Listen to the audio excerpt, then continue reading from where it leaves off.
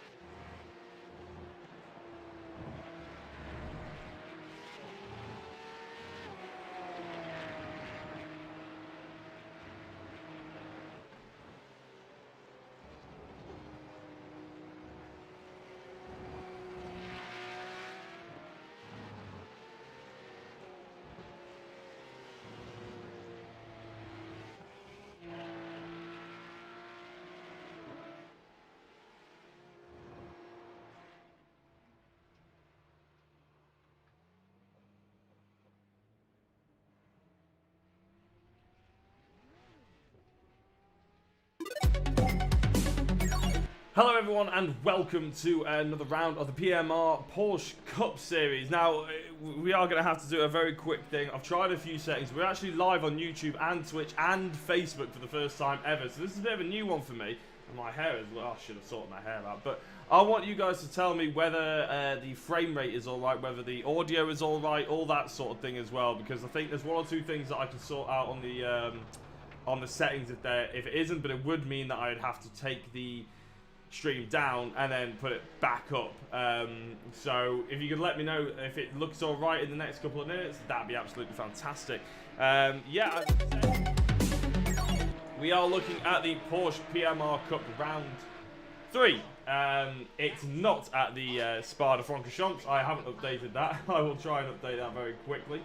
It is round 3 and we are at Donington Park. So in one of my favourite circuits really in the country, all around the world, to be honest. It's fantastic to see, and these Porsches really do suit round there. So I'll just try and quickly reload. There we go. That should be working. Thank you very much, Katie, for the share and the like. Again, if anybody can tell me whether the audio and the frame rate is going a bit hit and miss, as I said, I will have to take it down and then put the stream back up again. But there's been a whole host of people as well just coming in with the likes on the stream as well and the shares. So thank you very much. If I haven't already, if I haven't shouted you out, I'll try and get round to it. I'm just trying to get used to where all these things. I think Colin Martin, Scott Davey, and 2 others by the looks of it. And Colin Martin's also gone with a share. So thank you very much. Jonas Lindberg on the like as well. Thank you very much. In fact, I should really move that down. Sounds good. Video's running smoothly so far. Stick a hat on. I know, yeah, it's a bit awful, isn't it? It's Missed your commentary. Thank you very much, Jonas. I hope the WTCR is going well as well. It looks like it's good fun at the moment. Right, so luckily I'm going off camera in a second, but in fact I'll go off camera now because we might as well look at the championship. This as well today because we're going all fancy with this, so let's have a look at the championship order. Don't know why because actually I should be looking at that. There we go. So Josh Malin sits top of the pile at the moment with 77 points. Will Orton with 69, so no change for first and second. Bobby Thompson's moved up 1 point with 60 points, and he's currently third in the championship. Matt Allen is in fourth. In fifth is Freddie Hewitt. He's gone up 2 places since the first round of Brands Hatch after Spa. David Ward is in 6th place with 26 points. Dave Newsham, don't know why he's got an E next to him, with 23 points. Lee Horns jumps well up the order, 7 places gained, 22 points at the moment. Keith Dempsey in 9th place, he's dropped down 3 places with 18. Wayne Douglas in 17 points, one of the few drivers not to have moved whatsoever. Colin Martin's got 11 with 16 points. Sorry, Colin Martin is 11th with 16 points. Simon Clayton in 12th. Jochen Sigert in 13th. Michael Seal in 14th. Jeff Perkis is in 15th. Robert Barrable is in 16th. Lee Deemer is in 17th place. And Jamie Dory at the moment is in 19th. Further down, you can see the other drivers that have taken part. Ollie Wayne is 20th. Andrew Lovesey is 21st. Callum Newsham is in 22nd. Sam Holman in 23rd. And Jack Taylor in 24th. And that is your championship order as it stands at the moment. So as I said, we are at the Porsche PMR Cup round 3 here at Donington Park race circuit. We're doing the full Melbourne loop, one of my favourite sort of track configuration as well. I prefer it to the shorter configuration of Donington, even though the smaller one is actually what the Porsches tend to use, thanks to the fact that they're on the BTCC calendar. The British GT circuit basically is what we're using today. It's got the chicane left to right instead of the right left, and it's got 2 extra hairpins as well. They offer up great opportunities for some close overtaking and action. And do let me know if the stream keeps running smoothly. And if you're watching on YouTube or Twitch either, you can see my YouTube in one of the links in below. Well, it's not a link, but it's I think it might be actually in the link. My Twitch isn't, but it's Classico Jacko you have to look out for on Twitch. I haven't got Jacko Racing or Classico Jacko. It's an old account, so just trying it as a bit experiment. I hope you guys sort of pick up on that and enjoy the fact that it's streamed across multiple platforms, really. And you can follow it on whatever platform you'd like to do. That'd be brilliant, really.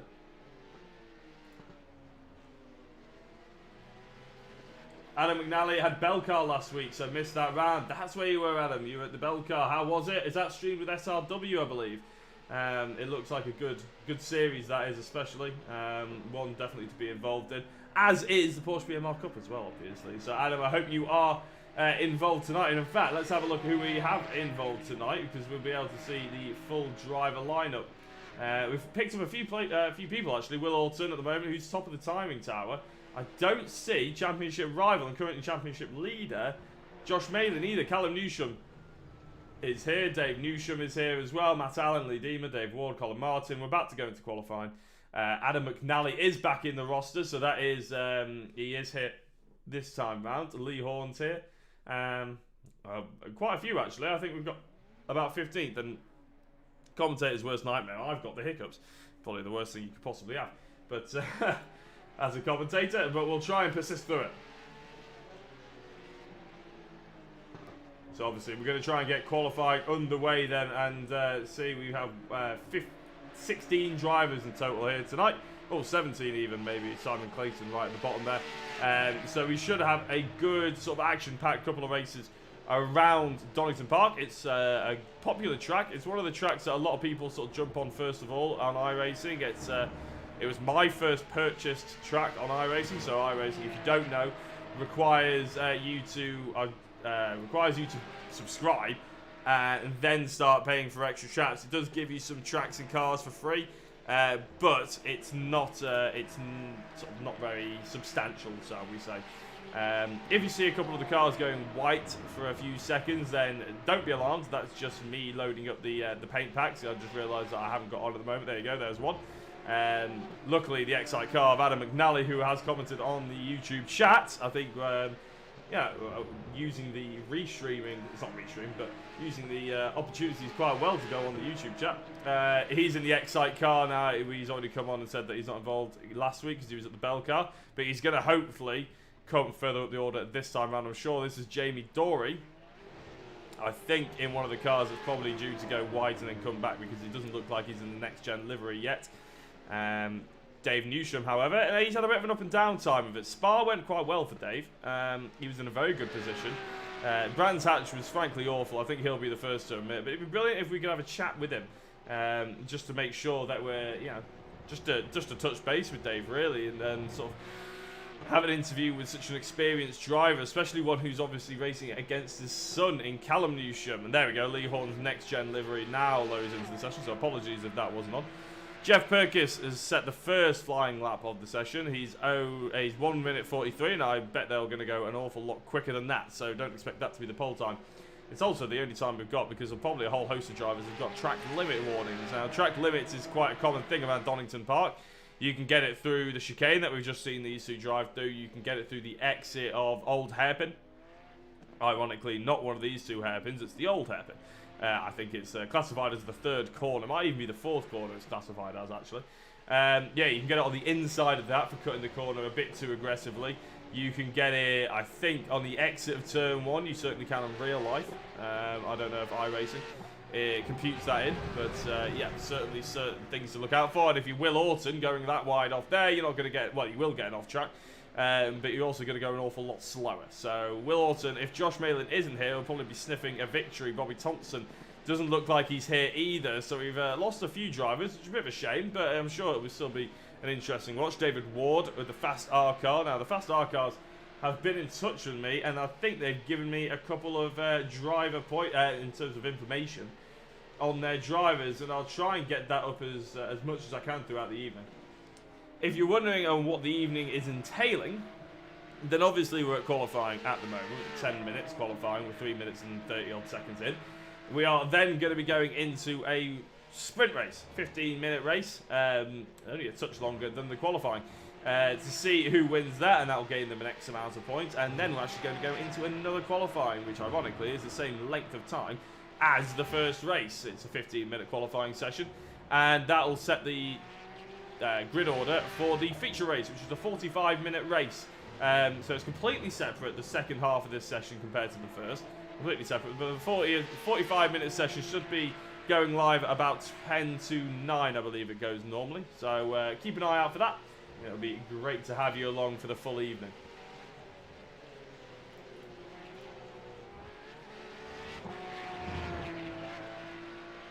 So having a look at Dave Ward now, and I believe Dave Ward is actually one of the drivers that has filled in the sheet.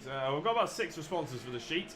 Obviously, I've got a few other bits of information dotted here and there from other drivers as well. So as we go into the 45-minute session, we'll try and get that up. We'll bring some conversation topics into the mix. Maybe have a driver interview or two before the race too, or after qualifying, X, Y, Z. And be able to maybe get some more information about the drivers that we have on the show for us tonight and who's in front of us. Currently, we've only got 11 drivers setting a fast time. Will Orton has set the time to beat with a 1 minute 29.07. So that earlier lap of Jeff Perkis's, which came in at a 43, was quite well off the pace. And in fact, Perkis has actually bettered that by a good 12 seconds himself with a 1 minute 31 currently in 8th place. Dave Newsham goes 4th. Matt Allen's currently 3rd. Callum Newsham is winning the Battle of the Newshams at the moment. Adam McNally has set a time of 1 minute 29.9, just about in the 1 minute 29s, and he's currently in 4th place. It's all very close between the top drivers, and that's the difference between everyone going to pole position, who's currently Will Orton. Seems to be a very quick driver in the sim at the moment. Will, he's obviously just graduated to GT5. If anybody's been following the stream last week and you were able to catch, well, I caught up with Will, a little bit of a word with him and talking about his next season, his GT experience, GT5 experience anyway, that he's got lined up for next year. So it's certainly a fascinating listen. And if you want to listen to that, you can even go back. But we may end up having a chat to him tonight if he keeps up this pace. and converts it into a race win or a podium. Callum Newsham as well will be a great driver to have in the comms. In fact, they're all relatively interesting to have in the comms box. I would love to have a chat with all of them. Catherine Lindberg, thank you very much for the like on the stream. Brilliant to have you along. Maybe something to do with Jonas. A relative, I'm guessing, of Jonas Lindberg. If you're not, then it's a funny coincidence that you two have both just come and liked it. So, yeah, hopefully, keep telling me, guys, if the stream is running well. I keep getting notifications that there's been dropped frames. With any luck there, it hasn't been too many dropped frames, but I've edited the bitrate, so I may have overstretched it just a touch. Neil Memory on the track at the moment. He's currently, where is Neil Memory? He hasn't set a current time, which is why I'm struggling to see where he is. Oh, straight into the kitty litter goes Neil Memory, though. Plenty of people have been victim to going off on the outside of Old Hairpin there. And spinning around goes Dave Ward as well. Around, I think that's the first corner, the exit of the first corner. Is it further up the circuit? I think it's further up the circuit than that, actually. I think it's... I never get them the right way around. Sam Holman, being his very smiley self in the bottom left-hand side there. He's currently 13th place, 3.1 seconds down. A 1 minute 32 to his name at the moment, but I'm sure he'll be hoping to try and improve on that, maybe get a touch closer to the 1 minute 30s. Will Orton hasn't set a faster lap time since getting that pole position, or provisional pole position. Rick Tavort, thank you very much for the like on the stream. Brilliant to have you along. Let me know what channel you guys are watching it as well, whether it's Facebook or YouTube or Twitch. I doubt it's on Twitch. Well, sorry, I know it's on Twitch, but I doubt anybody is on Twitch because I don't think anybody following me on it. And no one can see it on my social media links on the bottom either, so I doubt anybody's actually following on that. But yeah, brilliant to have everyone along, and I'm really excited to bring you what should be a fast and frantic night's racing. The Porsches don't seem to ever give us a poor evening's racing, so I'm very much excited to see what they got in store for what is one of the best circuits in the world, in my opinion, especially the extended GP loop, as Sam Holman gets a bit too leery on the loud pedal. I've done that in a much more lower powered car as he's about to swing into someone else. Luckily, just gets out of the way of Adam McNally, who's going through. The number 12 Fast R car at the moment, as I said, is only 13th place. He's not going to be improving this time round either. So let's see, as we're going into the last minute and a half, who's on track at the moment. Matt Allen going down the back straight. Is this where we're going into? Oh, we're going into Old Hairpin, sorry. Turning... Oh, no, we're not. Sorry, the GP loop. As he comes through and out of Melbourne Hairpin. Coming into the last corner now. Sharp on the brakes. Let's see what Matt Allen can do. Can he improve? It doesn't look like he is improving. Adam McNally set a purple sector 2, so maybe we'll go on board with Adam and see how he can maybe progress up the order. Currently, he's in 5th. Colin Martin's actually done really well to get himself up to 4th. Matt Allen does 1 minute 30 dead, but that's half a second off his fastest lap time. Here's Adam McNally coming around the Melbourne hairpin. As I said, he's had a green sector 1, a purple sector 2 to his name in this lap. Sector 3 was... Oh, David Ward with an absolute flyer. 1 minute 29.5. A really good lap by David Ward in the salmon pink car. You can see Adam McNally coming across the line now then. Where's that going to put him? Is it going to be good enough? It's going to be 4th place for Adam McNally, so that's moved him 2 places up. Colin Martin back down to 6th. And Callum Newsham just inside the top 5. Who else is on a flying lap? David Ward, absolutely stunning lap by him. He's still 4/10 of a second off our current pole sitter, who's probably sitting in the pits pretending that he's saving tyres. Obviously, these guys all get brand new tyres. The checker flag has dropped. So Neil Memory, Jamie Dory and Jack Taylor are currently the 3 drivers that haven't set a lap time. So expect to see them right at the back of the field. Sam Holman has finally got a more representable lap time from his standards in. It's in 11th place for him, up from 13th.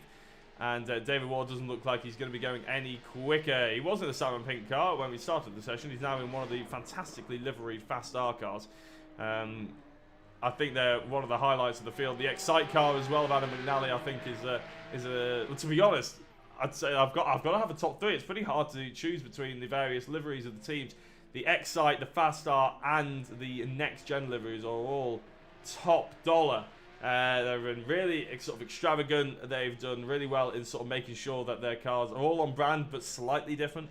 with the sort of variations in the colour system, whether it's white, gold and black, or black, gold and white, or the other variation that I can't remember off the top of my head. But it looks like Will Orton currently is our provisional pole man. I don't think anybody else. It's only Lee Horn who's currently out on circuit, just rotating to make sure that we having to sit through this a bit longer, and we'll be able to get you the grid. Here it is. Will Orton then on pole position with Matt Allen in second place after a stunning late lap. David Ward comes in third place. Adam McNally is in fourth. Callum Newsham ends up top 5. Colin Martin was pushed out the top 5 by Adam McNally. Dave Newsham is in 7th place. Lee Deemer in 8th. Michael Seal 9th. Lee Horn in 10th. Jeff Perkis in 11th. And Sam Holman ended up just about cracking the top 12. Simon Clayton was in 13th. Thomas Delaney 14th. And without a lap time sees Neil Memory, Jamie Dory and Jack Taylor rounding out the back end of the field. So with that said, we can look forward to what will be an exciting first race of the evening. Remember, it's a 15-minute race here today, and then we've got another 15-minute qualifying session, and then we've got a 45-minute race. So don't go anywhere. It's going to be action-packed here on Jacko Racing Next Gen. Wherever you're watching this from, it's going to be absolutely spectacular. Hope you guys are looking forward to it as much as I am, and good luck to everyone involved. We have to wait. There we go. We got the red lights. We've got everybody on the grid apart from Jack Taylor, who doesn't seem to be starting on the grid. But we've got 3 red lights. The engine noise is about to rise. And on a Friday night, for the first time, we have got racing here at the Porsche PMR Cup. Will Orton with a good start away. Adam McNally with a bit more of a poor start. The fast star car as well. And Colin Martin struggling, going 3 wide. But it looks like Will Orton is going to lead this race. David Ward is struggling slightly, isn't he? No, David Ward's ahead. It's Adam McNally who's struggling, and Colin Martin is the fast car that's actually fallen back behind. Callum Newsham and David Newsham have all moved up 1 place. The Newsham's doing well at the moment. You can tell what car they're in. They're sharing delivery, basically, by the looks of it. 3 places up goes, oh, I'll tell you what, Lee Horn's not had a good time of it. Let's see what happened to him after a little while. But Will Orton looks like he's currently leading this way and thoroughly enjoying himself. So in the 15 minutes, oh, we've had enough in the background as well. So after the first lap is all done and dusted, we'll be able to catch up and see what's happened to all these various drivers. Sam Holman's moved up 2 places in the last fast star car. Jamie Dory's up 5 in 11th place, taking advantage of some off tracks by a few of the drivers. But Jamie obviously didn't qualify either, so he's really going to need to get a move on as he turns through the chicane. Sorry, that's Sam Holman turning through the chicane. Lee Deemer then in the other Excite car with a bit of a gold livery going on, almost trying to blend in with the fast star guys. But I tell you what, it worked well on that car as well. But ooh, a little bit of a snap understeer, I should say. Actually, that looked like didn't serve him too brilliantly. He goes very wide as he's got the fast star car of Michael Seal alongside him, but up the inside and wide goes Lee Deemer. Struggling to get the power back on as he goes onto the grass, and we could see him fall behind Dave Newsham and Callum Newsham, who have had a little bit of an off at some point and ended up losing a couple of places, especially Callum Newsham. Wonder what happened to him, but we'll be able to bring you. Now everyone's just spaced out just a touch. Oh, tell you what, no, Callum Newsham's gone wide and he's going to the inside after coming out the first corner. Got a little bit too loud too loud on the loud pedal, shall we say, by the looks of it. And as he goes rally crossing, Mr. Palmer will not be amused. Mr. Palmer loves his grass, and Callum Newsham's making a mockery of it there. But let's have a look at what happened to a few drivers as the start of the race. This is Lee Horns having it off. Oh, and I think that's Jeff Perkis spinning into him. The 555 car, I think he may have got turned around a little bit there. Jeff Perkis. Yeah, the fast star car up his inside. I think he got a little bit of a tap, maybe squeezed it a little bit too much. Simon Clayton also had an off track. This is coming up towards the back end of the circuit, and he just outbrakes himself. Easily done, lots of people have done it, and he disappears and reappears. Luckily no harm done. And that's him going off at the same point. This is Callum Newsham's off track, so yeah, going into the chicane. Let's see if we can find a... it doesn't look brilliant for me just to replay this, but I'm going to do it anyway. Does he just... Oh, he just goes too hot in. He starts to panic, hits the brakes as hard as he can, and has to carry on going straight on. He joins relatively well, to be fair. So Callum Newsham now in 15th place after that off down the hill. Will Orton in second place and in blissful space as well. currently in first. Matt Allen keeping him relatively honest in second place. In fact, I think Matt Allen was actually half a second quicker in that last lap. He'll have a bit of a tow, but around Donington there's not that much of a tow, to be honest. We've had an Orton crash, actually. That's why. So what's happened to Will Orton? He's wide on the exit of the chicane. And is that it? Is that what classifies as a crash here on iRacing? No, it goes really wide, comes back on, and that's why Matt Allen was quicker by half a second in that last lap. So not much of a crash. Jamie Dory sounds like he's had a crash though as well. We're trying to get that. There we go. Relatively same area of the track by the looks. And actually, no, it's not what we're on about. It's going onto the back straight. No, it's not. It is the same area of the track. Oh, the fast R car comes across. And Jamie, how on earth has he seen that? Triple monitor, VR, I'm not sure. He's going to have to fill us in on how on earth he wasn't collected here, because by the looks of it, in fact, let's go to Sam Holman's roll bars. He's coming up towards Jamie Dory. What happens to him? Oh, he just loses it. Complete passenger in the end. Luckily, he gets away with it. So, Jamie Dory actually going side by side with his teammate Lee Horn, who's had a bit of a battering as well by the looks of his Porsche. He's in 10th place at the moment, and obviously we had that incident at the beginning with Jeff Perkins, but that wasn't enough to damage his car, just like we're seeing now as they both turn towards the first corner. Try and keep it nice and clean, boys. Never hit your teammate. That's rule one of racing. And actually, everybody seems to sort of edge themselves back into this race. Jack Taylor hasn't started. He also hasn't competed at all so far in this race. Callum Newson's lost 8 places. The highest gainer so far is Jamie Dory, as he locks up a little bit going into the old hairpin. He's in 9th place. And by the looks of it, everybody else has only gained about 1 place. Will Orton, Matt Allen, David Ward, and Adam McNally are all basically as they were in the top 5. Sorry, top 4. Colin Martin's gained 1 place, taking advantage of the fact that Callum Newsham has obviously fallen well down the order. Neil Memory's entered the pits. So I'm not sure what happened to Neil Memory. See if this is something to do with it. Coming up. Oh, yeah. Straight on. Locking the wheels up. Does he hit the barrier? No. But, well, won't do his tyres any good. They'll be overheated and probably flat spotted as well. So into the pits came Neil Memory. And I think he's just about come out now. So... oh, no. He just came back on track. Sorry. He didn't go into the pits. My mistake. So, on the last lap then, I think Will Orton set the fastest time of the evening so far, although it wasn't allowed because of track limits, I imagine. But he has set a 129.1, but legally he's still got the fastest lap time of 129.4. So, a distinct difference between the 2 lap times there. Michael Seal has gone off track briefly. Let's see where he's gone off to in the fast R car. A little bit too much curb hooked on the inside. Always difficult to go through there. I've chucked it off a few times. And that's Sam Holman, I think, going past. No, it's not. I'm not sure who came past him then. I think it was Jamie Dory. Oh, that was on the first corner as well. I'm getting mixed up around Donington here, even though it is my favourite track.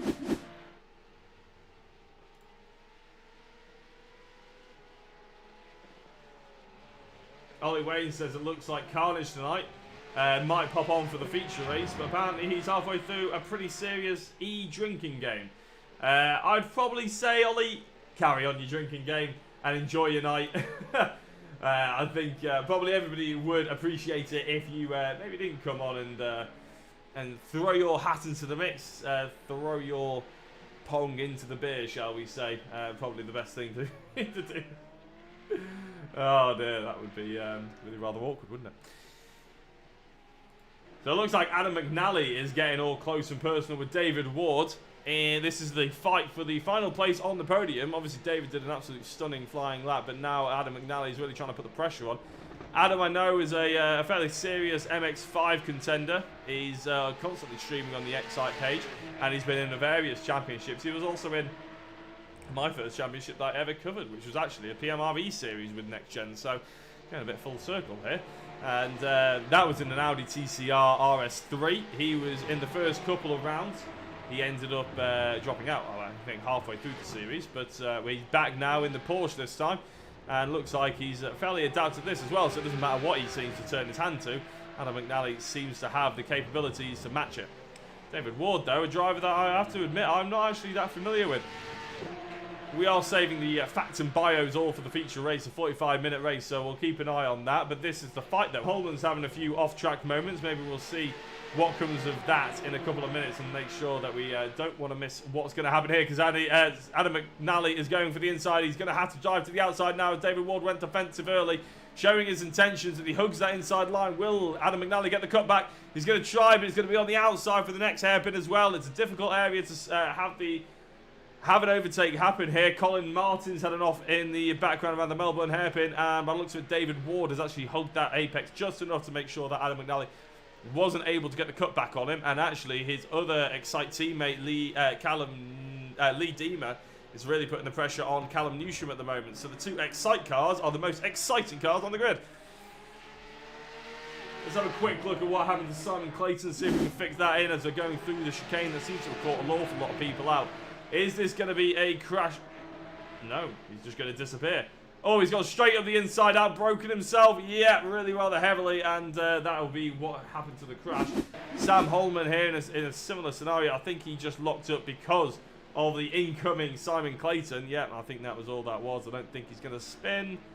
No, he does spin. Okay, so my bad. He went too loud on the loud pedal again and ended up turning himself around. This is Simon Clayton, but we want to have a look and see how Adam McNally's doing. Dave Newsham and Lee Deemer have both gained a position because of Colin Martin's little off-track moment, little pirouette, shall we say. It should become dancings tomorrow, boys. We don't need to have a preview now. McNally's putting an awful lot of pressure on him, you know. It's going to be sooner rather than later, maybe. Although this is only a 15-minute race and there's only a couple more laps left in it. 10 minutes and 20 seconds gone out of this 15-minute race. The feature race, if he was piling this much pressure on, then I think Adam probably would have the opportunity to go past. But I think it's well within Dave Ward's remit here to be able to hold off and defend on this for as long as possible. It's going to be an interesting battle to keep an eye on. This is the other battle that we got going on that I was mentioning, the Lee Deemer Dave Newsham battle. Dave in the top 5. He'll be making his way through the up the championship order if he's not careful as well. And Josh Malin, that's something we haven't mentioned that much actually, is the fact that Josh isn't here tonight. He is obviously the championship leader by, I think it was 8 points. Will Orton, obviously he's in 2nd place in the championship and he's turned up tonight. So it automatically means if he keeps it clean, he'll probably jump him as long as he stays within the top 10. But I think if he stays in 1st place, he'll probably jump him after the end of this race, let alone the end of the evening. So here comes Adam McNally then. Let's have a go. As he goes across the line, we'll go with an onboard so you guys can see just how much of a sort of how hard it basically is to drive one of these Porsches round somewhere like Donington.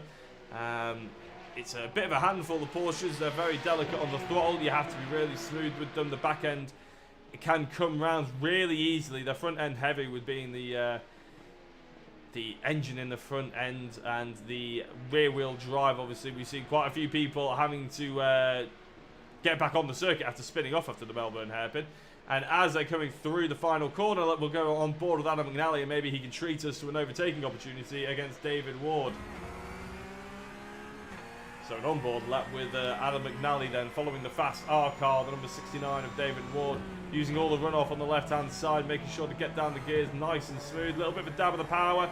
Maybe just caused him to have that little bit of an understeer. He had to boot full of power to make sure he sort of corrected the oversteer as well.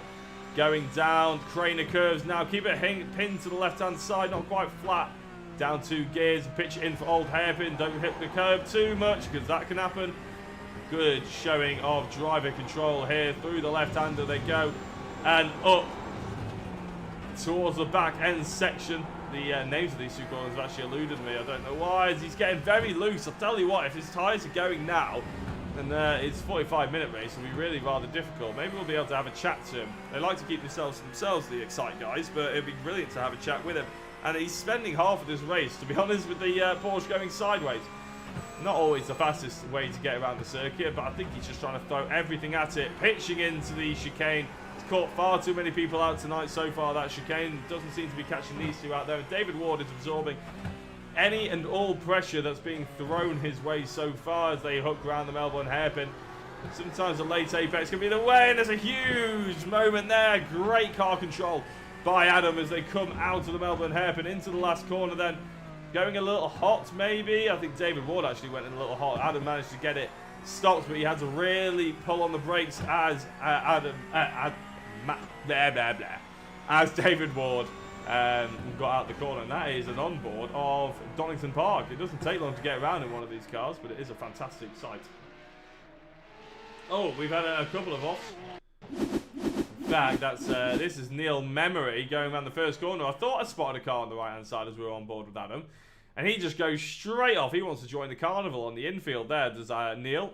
He's had enough of this race. He just wants to go and enjoy himself, buy a bunch of cotton candy and a hot dog. But his car is really looking worse for wear. That clearly didn't happen in that little event.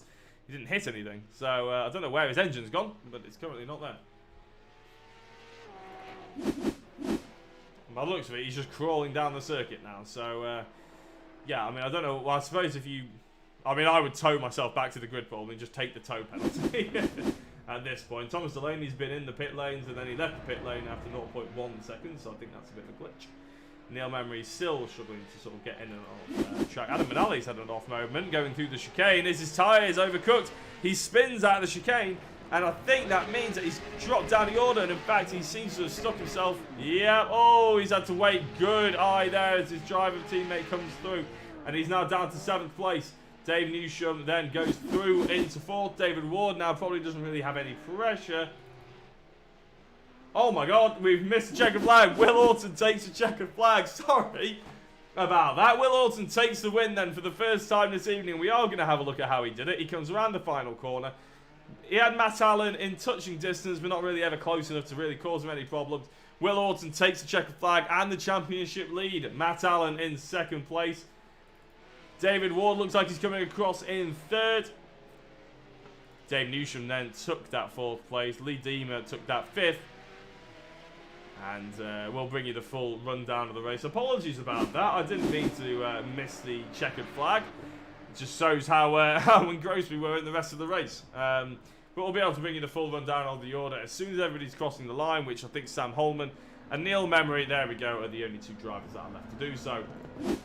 And we can bring you the results as soon as they want to load. Come on, SDK. Come on, SDK. You can do it. Load those results.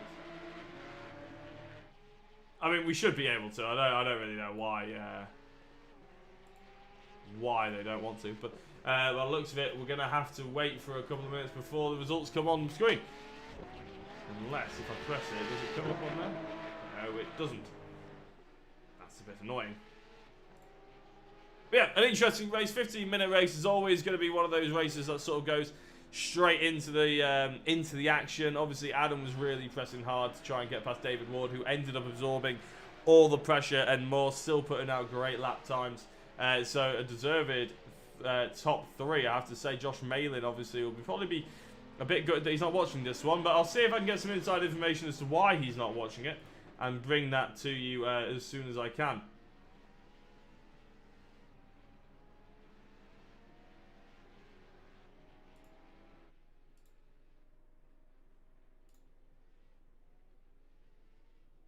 So it looks like...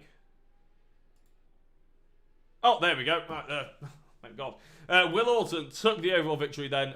Matt Allen in 2nd place. 3 seconds back. David Ward absorbed so much pressure and exuded confidence in 3rd place. Dave Newsham in 4th. Lee Deemer took home the top 5. Colin Martin in 6th with Adam McNally overall in 7th place after that spin out the final chicane. Jamie Dory was in 8th, Michael Seal was in 9th, Callum Newsham ended up in 10th place after a whole host of off-tracks. It's a pretty good result by Callum, to be fair. He only lost 5 places in the end. Lee Horn had a bit of a sort of an evening to forget so far in 11th place. Thomas Delaney in 12th, Simon Clayton in 13th, Sam Holman in 14th place, Neil Memory 15th, Jeff Perkis was in 16th, but he was 9 laps down, and Jack Taylor didn't actually take the start, so Jeff Perkis basically retired on the 1st lap, which is really good for him. Jamie Dory, I think, was the biggest gainer in that one. He had 8 places gained up to 8th place. So he started in 16th, and he got all the way up to 8th place. Everybody else sort of was about 2 or 3, and most people stayed where they are, to be honest, unless they went backwards. So, an interesting race all around, it has to be said. That is race 1 of the evening. We're going to be going into a second qualifying session as soon as possible. Then we'll be going into the second race, which will be a 45-minute race, where there's a chance to maybe have a look more in depth in some of our drivers, see what they get up to in the real-life world, what their favourite hobbies, and all that sort of interesting stuff. And hopefully some brilliant racing and overtaking as well. So don't go anywhere. What I'll often try and do at this point is go away and try and organise some interviews for you. So I'll send you to the pause screen. I'll go away, try and drum up some interviews or something like that. And then we'll be back, do the interview while we wait for the server to be put up, because it takes quite a while for the server to be put up. So don't go anywhere. We'll see who we can get in as soon as possible. Be back in a second.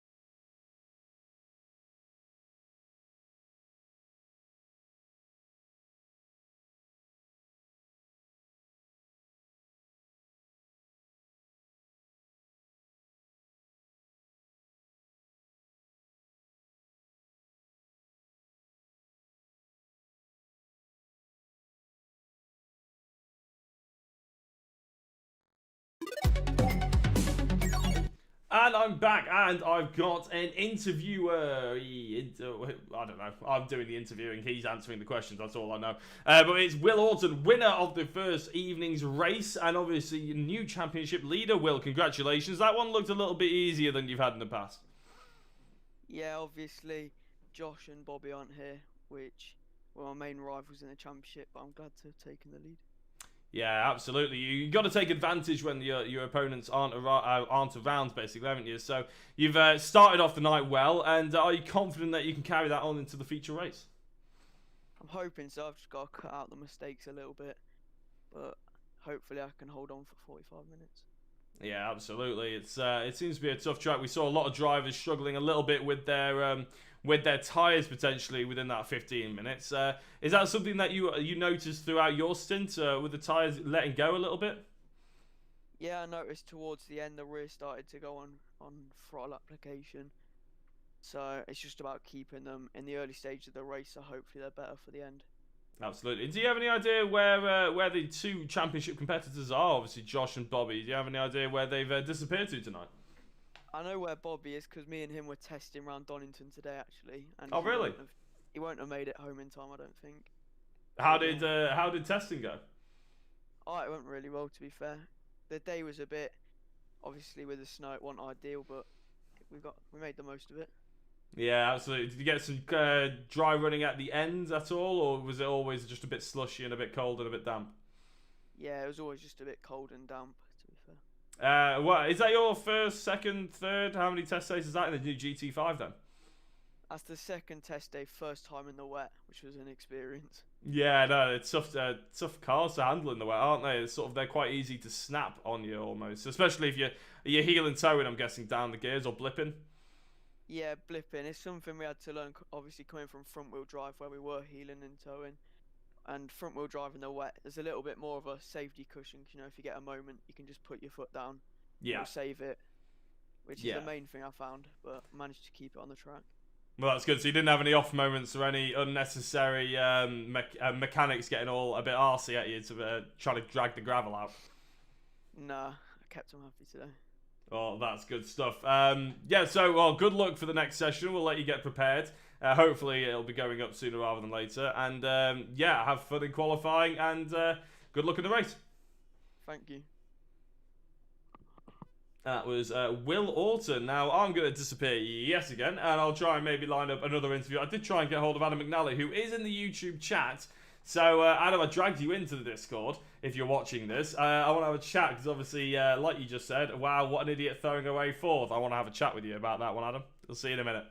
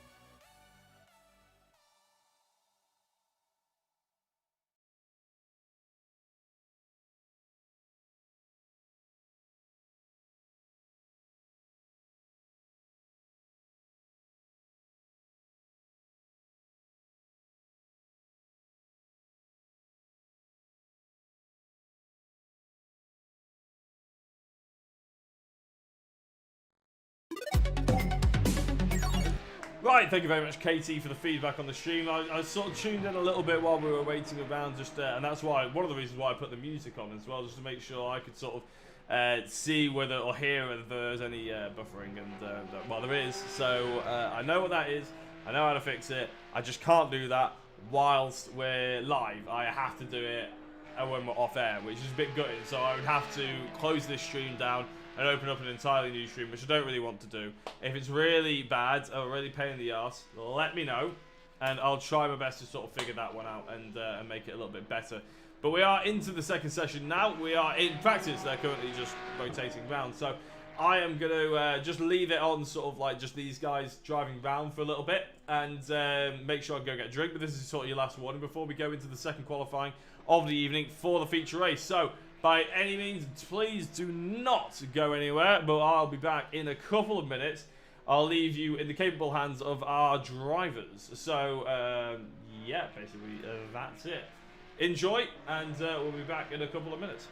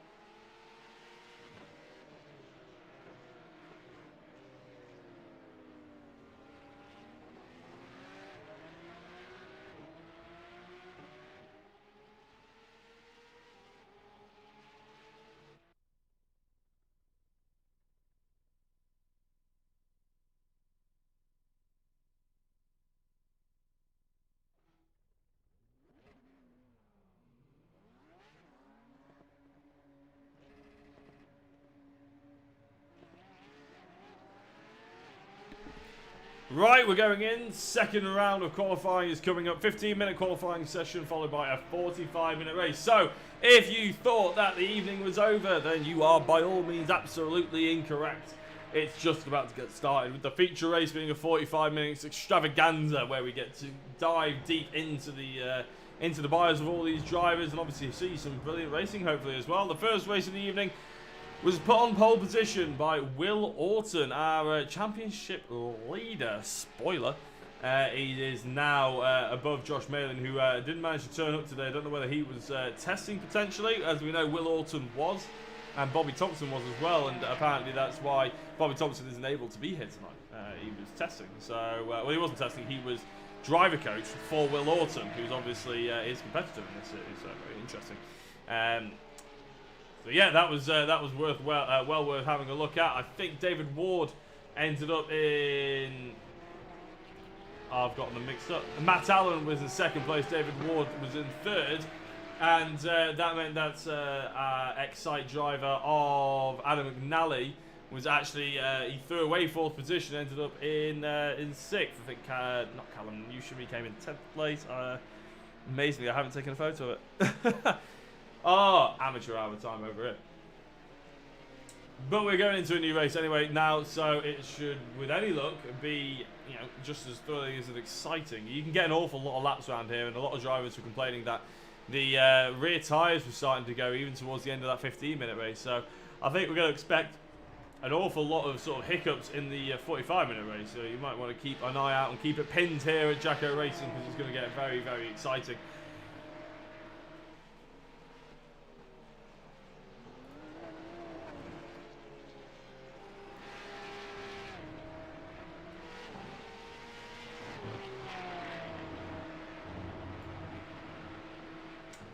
I think we've lost one or two drivers here by the looks of it. I think we've lost Jack Taylor, who I've just seen on the Discord actually, that he's had a problem. His iRacing's just completely gone black and doesn't seem to want to do anything for him. So that is the reason why Jack Taylor wasn't actually being involved in the last race. He didn't even qualify. You can see Tom Delaney, he's put it on pole position for now, but at 142 is about 12 seconds off where you'd expect them, if not 13 seconds off where we would potentially expect the top pole position to go to. So we can expect that to absolutely come down the order now that the drivers are starting to just about get some heat in their tyres, get into the rhythm of the track again. They've had there's quite a lot of off periods in this series. There's quite a lot of sort of downtime that you have to make sure you're getting back on board with. Obviously, we have a 10-minute qualifying, a 15-minute race, and we're only just getting started for qualifying now. So realistically, there is a good 15-minute sort of downtime, which you guys will appreciate because you've just been sitting there watching this stream for 15 minutes while there is nothing on it. So I do thoroughly appreciate what you guys are doing here, and just getting involved and making sure that you're following along, making sure that you're here, ready for when we come back, which we are obviously now. Here's David Ward and Adam McNally, who are nose to tail yet again. It's the other way around this time. But if we see another fight brewing between those two, we'll be all very, very happy, because it seemed to be good defensive driving by David Ward. Adam McNally as well, trying to go here, there and everywhere to get past him. It'd be fascinating to see if it was the other way around this time. And in 45 minutes, we could actually see them swap positions and keep doing that throughout the entire race. Really exciting to see. Thank you everybody who's obviously tuning in on YouTube and Facebook as well. Really, and Twitch. I keep forgetting we're live on Twitch, but we are live on Twitch. We are on Classico Jacko on Twitch. I need to figure out a way of changing it to Jacko Racing, but it's an old account. And I will also try and get it onto one of my sort of overlays to make sure that we're looking all branded up, especially if we're going to go whole multi-stream, doing as much as we can. Matt Allen's put it on pole position at the moment. Adam McNally is going to come across the line. Where's this going to put him? And David Ward, of course, who's been in his slipstream for the entirety. Adam hasn't gone any quicker, but David Ward goes a little bit quicker. Still about 8/10 off Adam at the moment. Michael Seals put himself straight in the middle of those two. A little sandwich there. Will Orton hasn't yet put a lap time in. Where is he? He's come across the line then, but yet again hasn't put a clean lap together. So that's 2 laps disallowed at the moment for our race 1 winner. That was a bit of a theme, to be honest, over the last couple of races. Not ideal for him.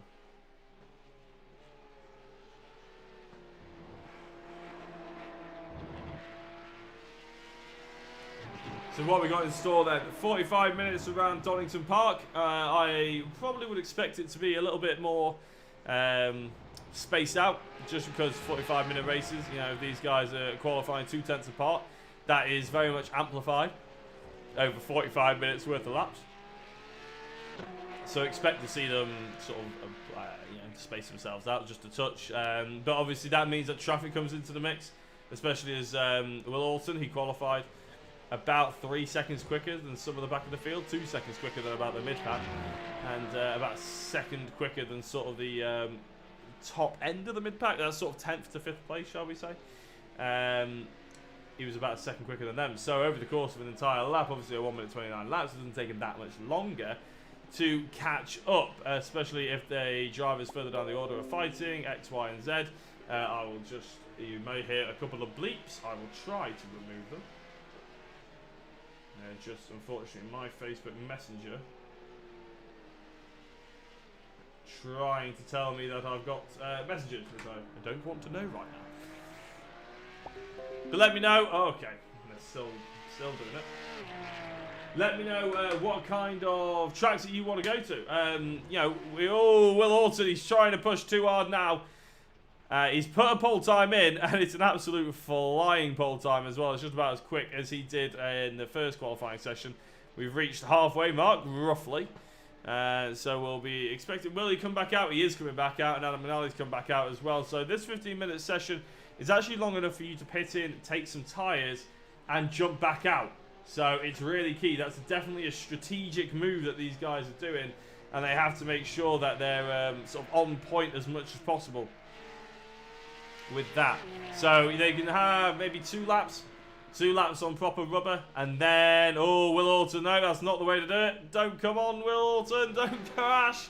He's doing really well in the Rallycross Championship here on PMR Porsche Rallycross, coming across onto the track, and he's hooked it up nicely.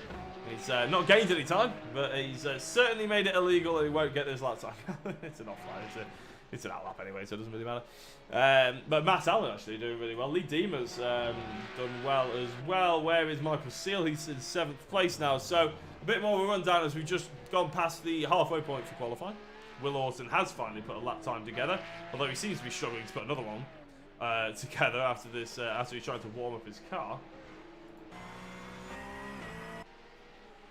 We got Matt Allen in 2nd place. I've put the camera on exciting, and it just stays on Adam McNally for some reason. I'm not entirely sure why. I don't know if anybody else is actually out there. Matt Allen's putting some purple times in. Let's have a look at him. He's actually currently in 2nd place, but he's doing a very good job. This lap doesn't look quite as quick as he was in the previous one. Lee Deemer's in 3rd. Madam McNally is in 4th place. Michael Seal is in 5th. Dave Newsham is in 6th. David Ward in 7th place. So to repeat race 1 antics, David Ward's really going to need to cut about a second off, to be honest, with that qualifying time. Chris Martin is in 8th place. Lee Horn. Sorry, it's Colin Martin. I keep saying Chris Martin, don't I? Colin Martin is in 8th place. Lee Horn is in 9th. 10th place is Simon Clayton. 11th is Jamie Dory. Sam Holman is currently in 12th. Thomas Delaney is in 13th. And Neil Memory is in 14th.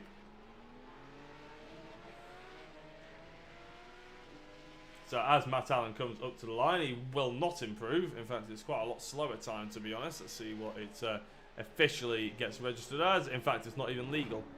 So it won't be... I think he wanted to be mentioned that he's under Misty Racing this time round, Matt Allen. So the Misty Racing driver is in 2nd place. He sent us a message saying... well, he sent Jamie Dory a message, who sent me a message, saying that he wanted to be known as a Misty Racer.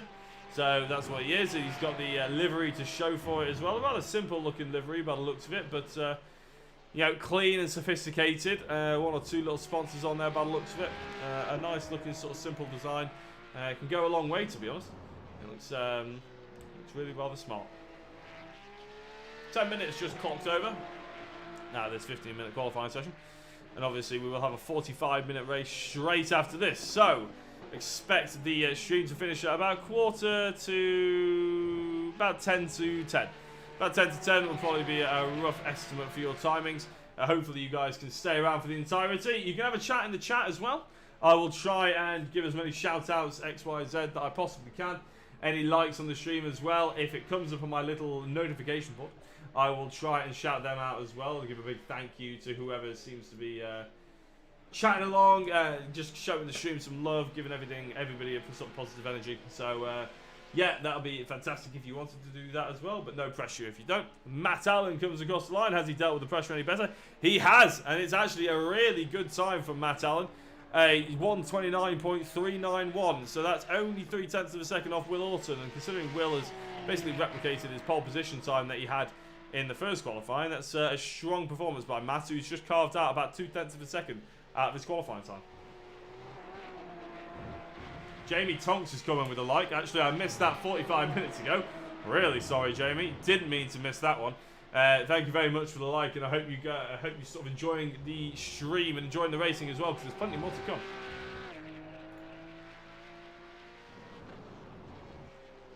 Missed that 45 minutes ago. Really sorry, Jamie. Didn't mean to miss that one. So as they're coming across now, let's see who's improving their lap times, if at all. Dave Newsham and David Ward actually did a slightly better lap time than their previous lap times. They've done a 30 dead as Dave Newsham. A 30.5 has done Dave Ward, who really needs to step it up if he's going to try and match the heroics on the podium that he did in the last race. I don't think it was a fluke, because he did it for an entirety of a 15-minute race, and he held off a competitor in Adam McNally as well. So I think Dave, he just needs to string a lap time together at the moment. He's doesn't seem to be going that fast. He may have just lost the tyres. He may have just mistimed it. It is difficult with these cars. You have to make sure that you're basically on it from the get-go. You get about a lap and a half to warm the tyres up. Then they're in peak condition. You get that lap to go absolutely flying as quickly as you can.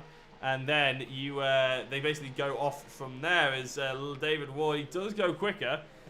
So he's down into the 30.4. So it's only about a tenth quicker though. It's not good enough to move anywhere near Dave Newsham, and especially not good enough to go anywhere near anybody else. Michael Seal, I'll tell you what the difference between Michael Seal and Dave Newsham at the moment is 0.003 of a second, which is quite incredible, to be honest.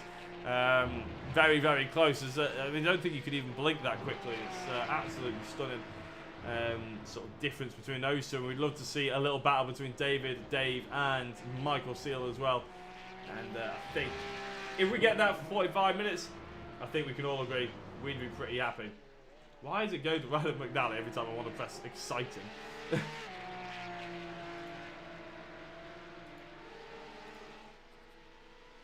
fact, I just realised, apologies for this coming up on the screen. Just realised I'm supposed to have that on. There we go. A bit more interesting camera angles now, hopefully.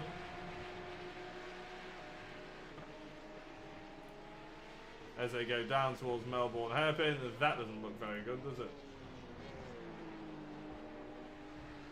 In fact, since I put that on, that's gone really rather horrifically, hasn't it? Get a fan cam from the perspective. If you were missing Donington Park, then this is a fan cam. It's awful, but with any luck, we'll be able to get some good shots of it. Will Orton has just got into the pits and stayed there as we're into the last minute of qualifying now. Matt Allen looks like he's on a quick lap. He purpled the Sector 3. Let's see if he can, in the last lap, let's see if his tyres still have a little bit more life in them that he can give us. I'm going to turn this camera back off, you know. Just giving it a bit of a try, but it is not very good. Let's go back to what we know, people. There we go. The Matt Allen, as I said, he purpled Sector 3 out of the 4, but he doesn't seem to be able to pull too much together in this lap so far.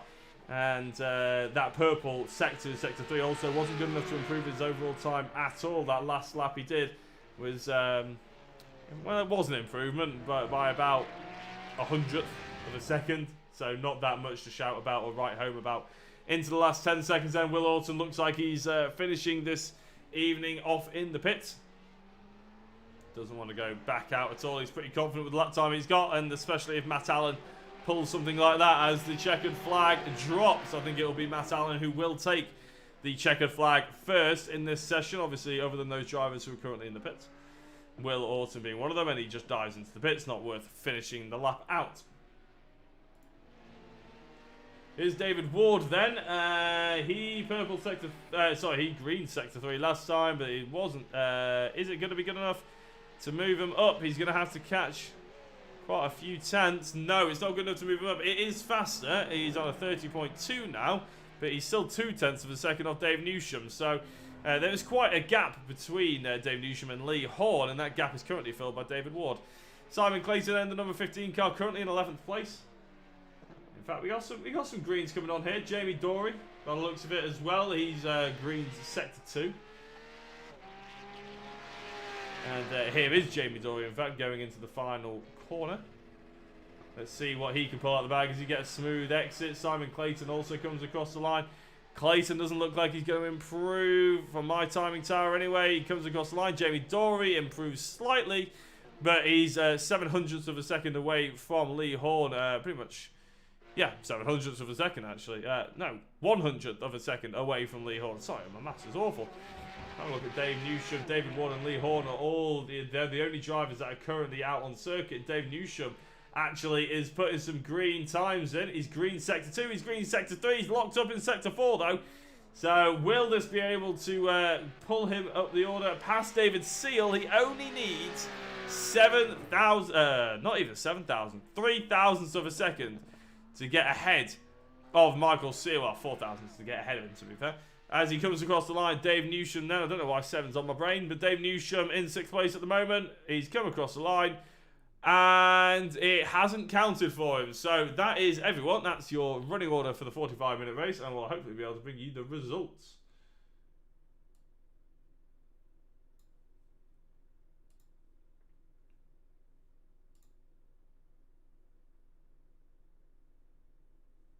And the grid doesn't seem to want to... there we go. Will Orton on pole position then, yet again. Matt Allen a little bit closer this time in 2nd place. He'll be hoping to be closer in the race as well. Lee Deemer is in 3rd, ahead of his teammate Adam McNally. Michael Seals in 5th. Dave Newsham is in 6th. David Ward ends up in 7th place. Not as good this time round for him.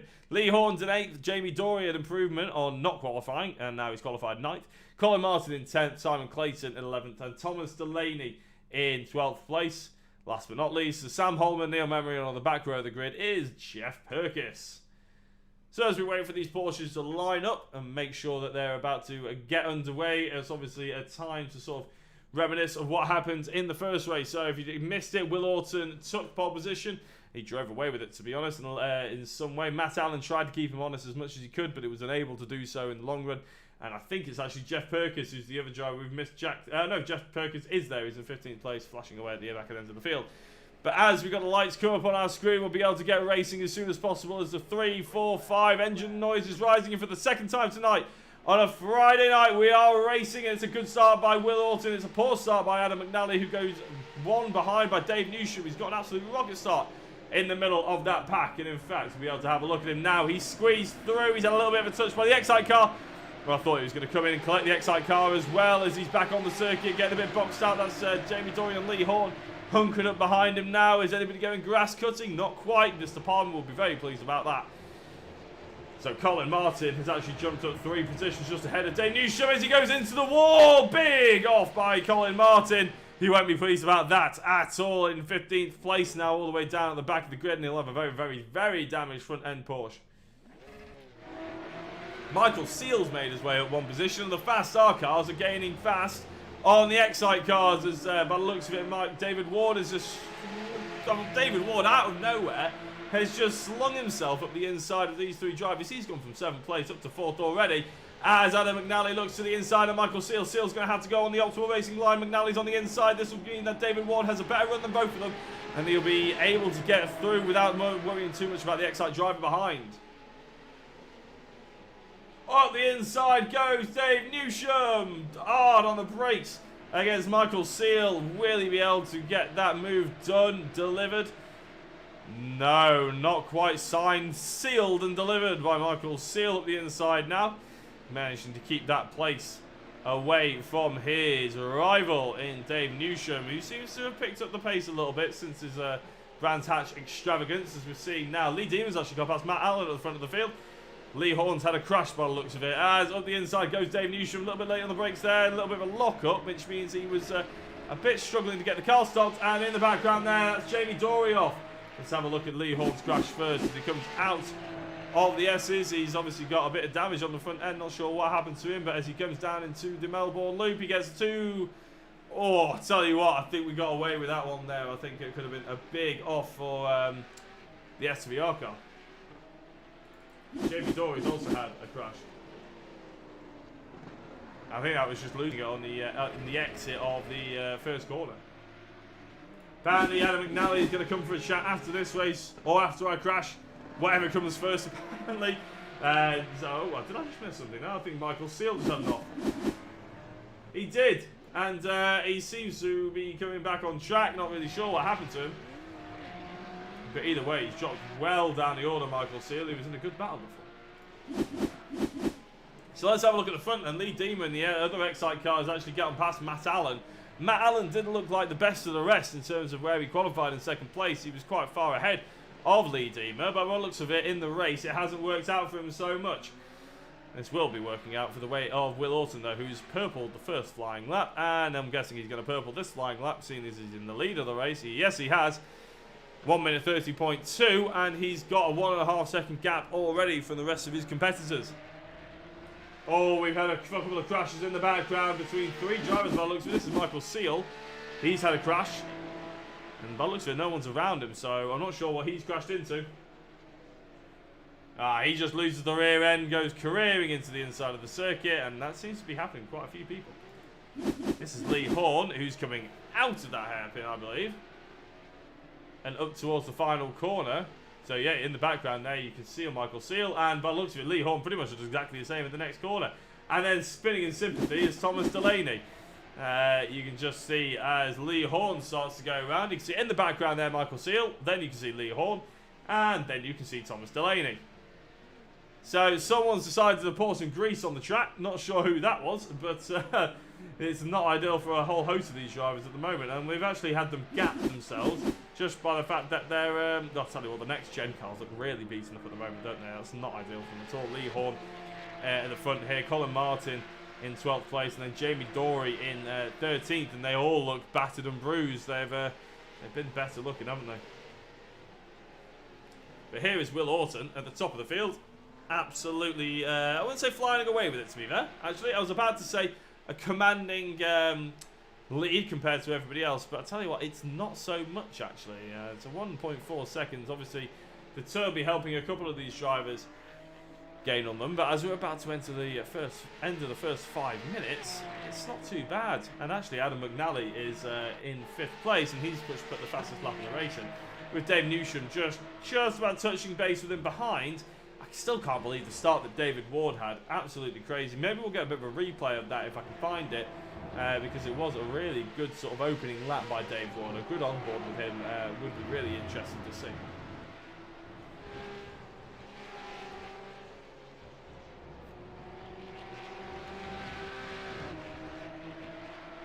Always had good memories of Donington Park. As I said, it's one of my favourite tracks. Ended up in the Ginetta G40. I ended up always being very fast around here. It's always the way. You like the tracks that you're fast at. You hate the tracks that you're slow at. I was very fast around Donington Park, so that's probably the reason why I enjoy it so much.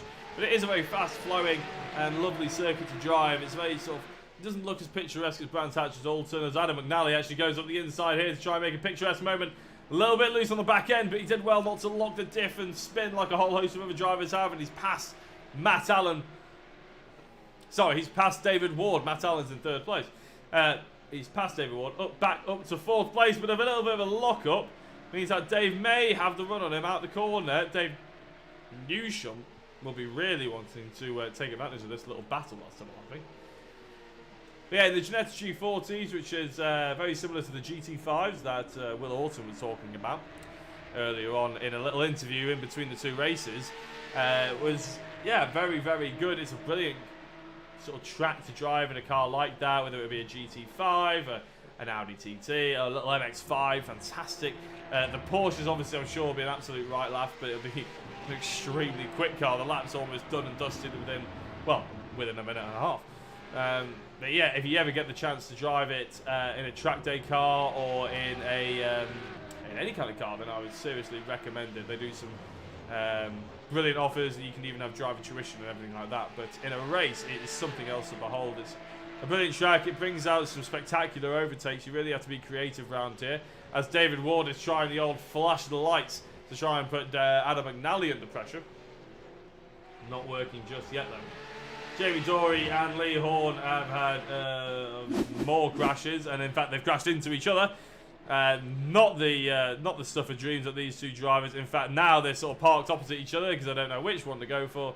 And as they try and re-point themselves in the right direction, Lee Horn finally gets his car away. And to be honest, if I was those two, I'd just be coming into the pits and just getting the car sorted because they can't seem to get it together tonight.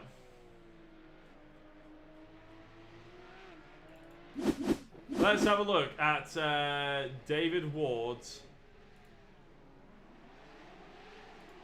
on board here, because he got an absolute flying start. And in fact, actually, Dave Newsom's gone past him now, actually. So before we do this,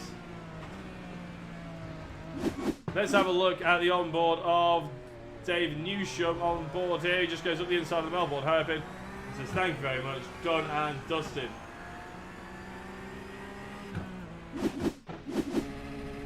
So have a look at David Ward's onboard lap here, and to give you an idea of how he made this. From the mid-pack, brilliant perspective, so you can see a good start there by Dave Newsom as Adam McNally got a really poor one. And David Ward's trying to follow his teammate there. I think that's Matt Allen, and that's where David Newsom got a little bit off. Up the inside, here goes David Ward then. How is he going to get on against Adam? He lifts off just a touch to make sure there's no contact. Going down Crater Curves and into Old Hairpin then. Pitch the car in. A little bit of a better run. It has to be said, a really good run against Adam then in the 477 car. Doesn't get the opportunity to make the overtake, but again, just making it a little bit easier for himself into the first couple of corners. There goes Adam really wide, and that's the 61 car of Michael Seal as well. And up the inside goes David Ward, both of them. So it's just the fact that they just got themselves a little bit too wide on the exit. That's how David Ward got up to the position he was in. He is now back down to 6th position.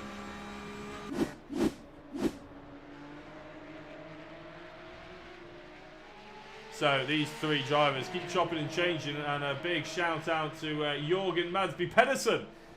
How you doing, son? Nice to have you on the stream. Really good. Really nice to have you along, and on Twitch. There we go. That's the reason why I haven't been streaming on Twitch up till now. Is because you get random people just tuning in to be like, "You want to become famous? Buy followers and prime viewers." Blah blah blah. Load of rubbish. Who wants that when you could just be watching some good, clean racing, just enjoying yourselves? Neil Memories apparently entered the pit lane in the way. So as we're sort of riding around on board, we've had plenty to say about Dave Newsom. I think he's earned, tell you what, we'll have a look at David Ward, because I've got some information on David Ward. Tell you what, after that, because Dave Newsom's going up the inside of Adam McNally, by the looks of it, into Old Hairpin. Dave Newsom, tell you what, he comes alive, doesn't he? I think at the latter end of this season, he'll be one to really look out for.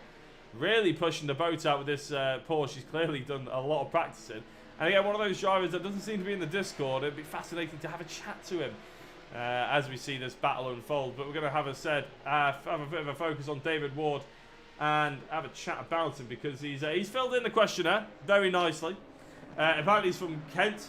He's with Team Cheetah with Fast R. So if Fast R Team Cheetah car is the one you're currently looking at, apparently he's a principal software engineer, so an extremely clever guy. Sim racing experience. Apparently he was 3rd in the PDC Racing League, iRacing Grand Am Premier Series. Apparently he was a race winner at the Indy 2012. In 2012.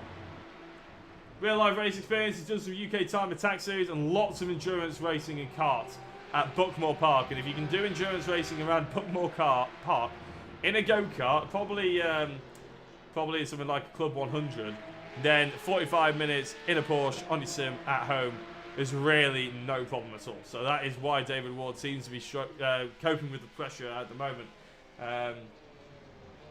I've asked him if anything, what's your favourite real life series or track or drivers, X, Y, Z, and he said anything with 4 wheels or 2 wheels. So if you're looking for an out-and-out racing fan, David Ward's your man. Tell you what, Adam McNally and Dave Newsham are actually heating up, so let's have a quick look and see what he has to say here. Jamie Dory's had another crash, and so has Thomas Delaney in the back end of the field. But these 3 drivers are really giving us some show. Will Orton, Lee Deemer, and Matt Allen have all sort of gapped themselves a little bit. You can see in the top right-hand side of your screen the track map, just how close these 3 drivers are compared to the 3 drivers at the front of the field. And there's an absolutely huge gap between David Ward and Simon Clayton. So that shows you, if you keep it clean, you can be in the top sort of category, no matter how quick you are, to be honest, because it seems that a lot of drivers are struggling with the Porsche.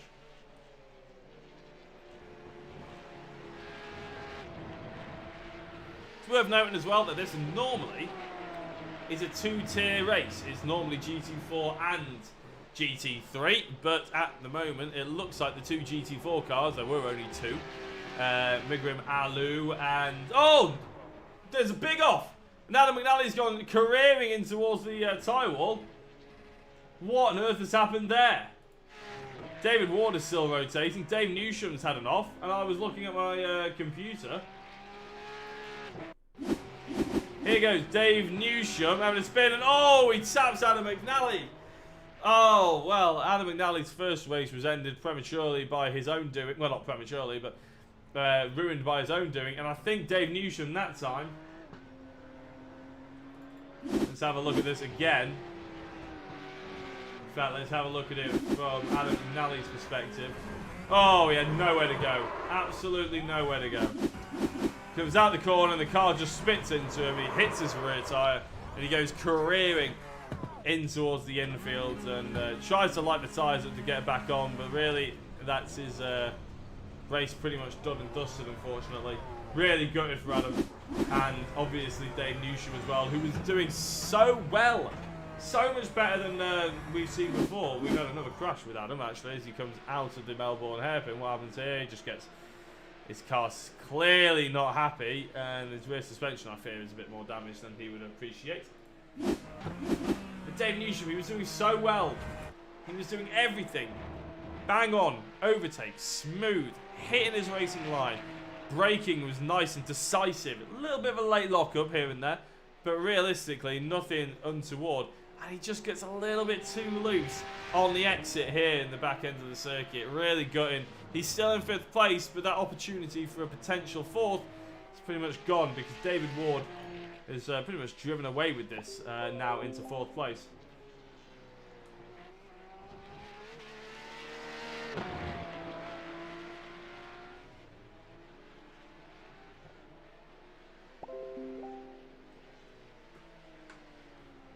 Lee Deemer's on and off.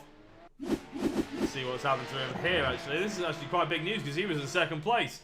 And now he's in 3rd, so how has that come about? He goes into the Melbourne hairpin, and just like so many other drivers, the rear just rotates on him, and it seems to be such an easy thing to do, to just rotate the rear there. He's still around about Matt Allen, but I tell you what, that may have spiced things up a little bit at the front end of the field. Here is Lee Deemer giving us something to watch now. The Excite car against Matt Allen. Will Orton has taken advantage of that little off by Deemer, meaning that he's now nearly 5 seconds to the good of these 2 drivers. So as long as Will Orton keeps everything clean, doesn't let the back end rotate on him, he should be absolutely fine. He did say that he needs to iron out a few mistakes, but looks at it, nearly everyone else does as well. Michael Seals had a bit of an off as well. Let's have a look at what's happened to him. Other fast R car, there's plenty of them to be going around. Michael Seal goes down and does exactly the same. Ooh, has he kept it? No, he hasn't. Tell you what, what's happening, people? Has someone going out there and put some oil on the track, perhaps? It's not going well for them at the moment.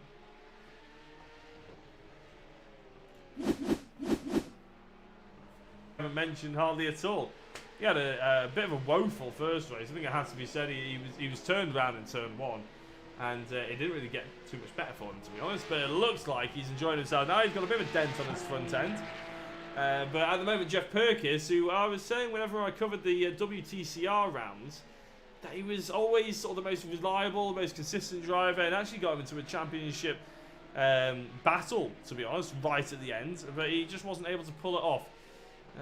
So he was always finishing about fifth to third place, and if you can match that sort of reliability and consistency towards the latter end of this race, or latter end of this championship, then you can expect to see him to be putting in some good shifts and getting some good results and in a good place to maybe challenge for a top 3 in the championship. He's quite far away down at the moment, but yeah, he was doing well.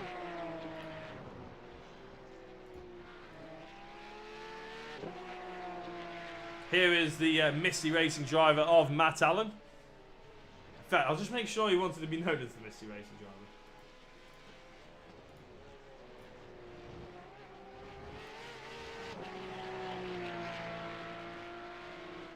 Because there is a possibility that I've just got that wrong. Yeah, he did want to be known as the Misty Racer, Misty Racing driver rather than an independent driver. That was for sure. So I have got that one right. That was lucky. Thought I was going to get that one. Gone, man. So let us know. I was actually on a train of thought before. What is your favourite track? What is your favourite sort of track that you'd like to see these guys go to, or indeed, you know, what's on the calendar? I'll be able to potentially bring you the calendar as soon as I can. Hope that everything just hasn't dropped out frame-wise for everybody. You can let me know. That would be brilliant. I'll keep checking up on the sort of the frame rates and everything like that, because I'm a little bit worried about them tonight. I won't lie to you. But if you could let me know, and obviously on Facebook as well, if you're watching on there, then we are trying to get our way to 500 follows. We're on 466. So if you fancy being a part of that and you want to try and help me achieve what is a sort of monumental goal for me at the moment, then it'd be fantastic to have you follow the page as well. It'd be really awesome to have you along, and you'll be able to catch more racing like this as well. We broadcast this every Friday. I'm obviously on different comms as well for different companies. We cover the NASCAR on a Monday night. We cover on Tuesday the BSR MX5 Pro Series. Ironically, both of them next week we have a week off, and I've actually got a week off from this as well next week, which I'll give you more information about as and when. But apart from that, obviously we cover quite a lot here, and everything that's always, if it's not live on here, I'll be sharing it onto here, anything that I do as well. So that'd be absolutely fantastic if you could.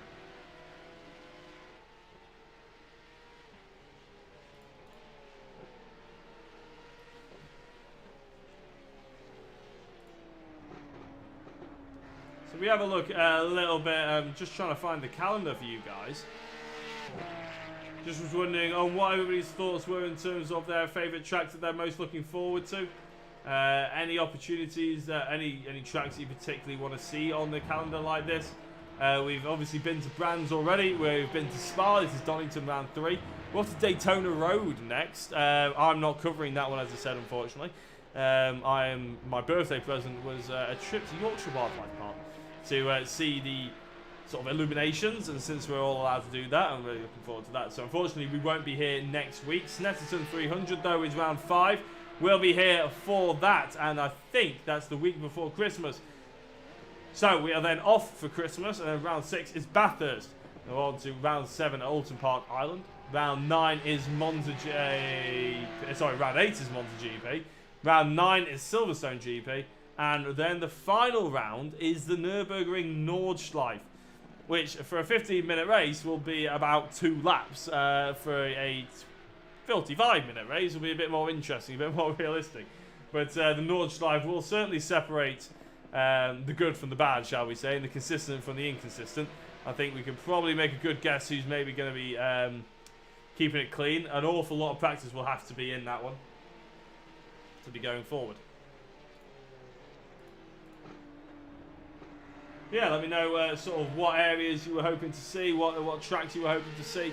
Maybe you were hoping for Donington, but different layout. Maybe you wanted to see the sort of the shorter layout. Sam Holman, what's happened to him here?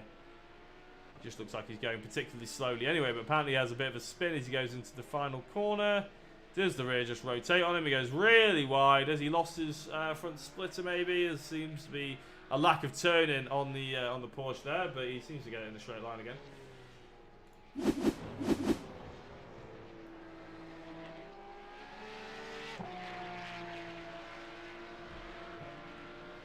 Nordschleife in the Porsche should be mega, says Adam. Shouldn't you be racing? Be good to see Alton Park, but calendar-wise, Snetterton is brilliant. Ah, Alton Park! That's a track that they're missing out on, isn't it? Fantastic circuit. Real driver's track. But you're right, Snetterton will be awesome. I haven't actually covered that much Snetterton since jumping onto the comms. But it'd be brilliant to have a race round there. Can't wait for Knockhill. Yeah, big news for iRacing. Can't wait for Knockhill. Just need Thuxton and Croft to complete the BTCC calendar. Yeah, so big news for the iRacing community. A big news for anybody in anybody involved with obviously sort of the British touring cars. Anybody who follows that or anything like that, or any sort of smaller races as well.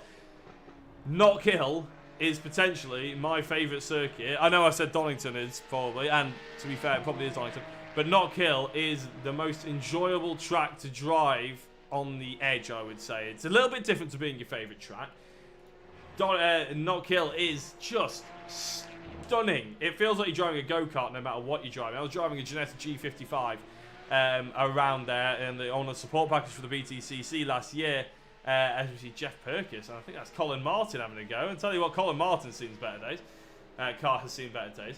But yeah, I was driving a Ginetta G55, which, don't get me wrong, is probably a car that's a little bit too big for Knockhill. But if anything, that made it more fun. It's brilliant. Anybody who's got iRacing, I am just get Knockhill, because I'm sure it'll be ray traced. I'm sure it'll be properly done. It's absolutely mega. I cannot wait. As Jeff Perkins goes a little bit wide and Colin Martin just flies at the inside of him. Thomas Delaney with another lockup. Then Lee Horn is going to be potentially the man to take advantage of that.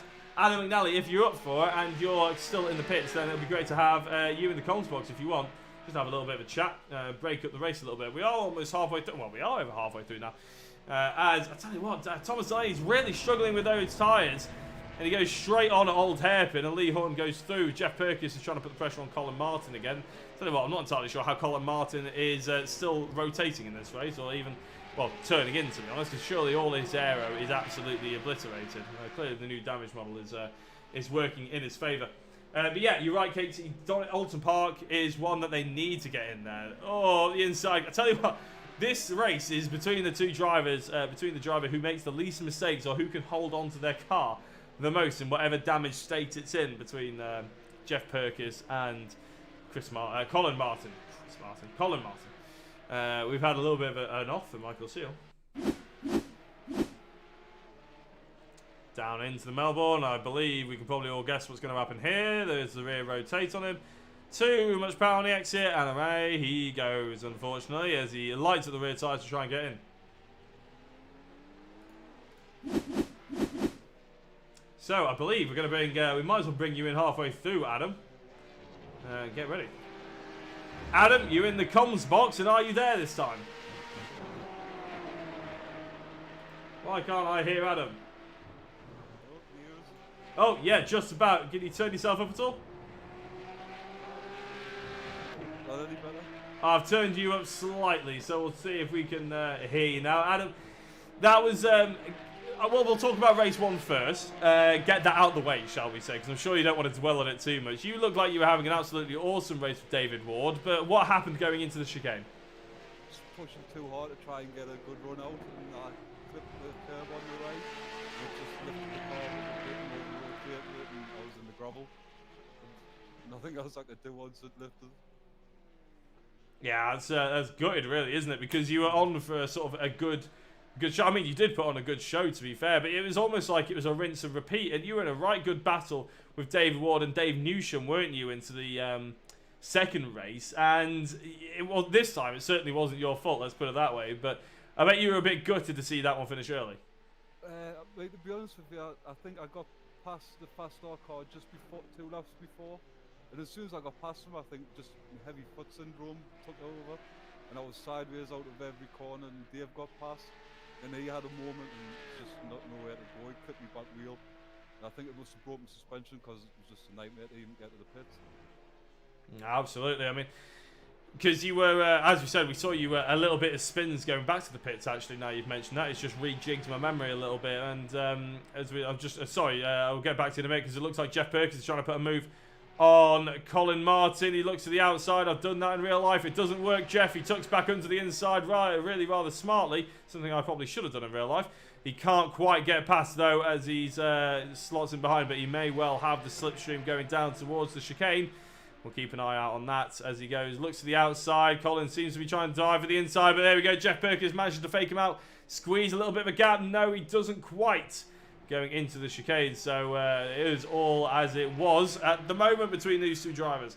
But yeah, so I mean, what was your perspective on that little crash? Because obviously, Dave, I don't think he meant to do it. Obviously, he had a bit of a mistake. But you said you were sideways out of every corner. Is the car a handful? Because we're seeing an awful lot of spinning in today. Oh, definitely a handful with no traction control. I just have a problem with it. I get on the throttle far too early. My own problem, I know it is, I do it every time. And I just start lighting them rears up, and after a few laps it becomes worse.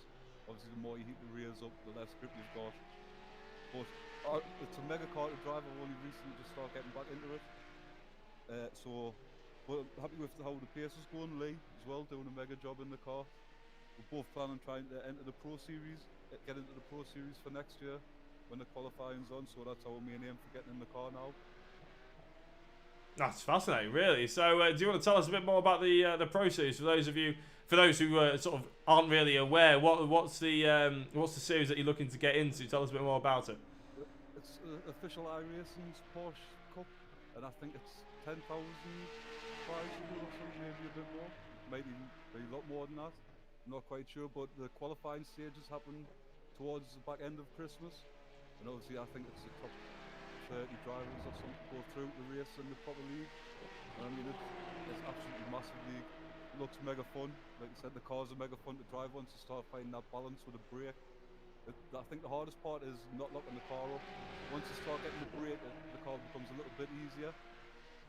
But like I said, absolute mega car to drive, and now I'm not doing the FIA WTCR and racing. I've got a lot more time to put into the Porsche.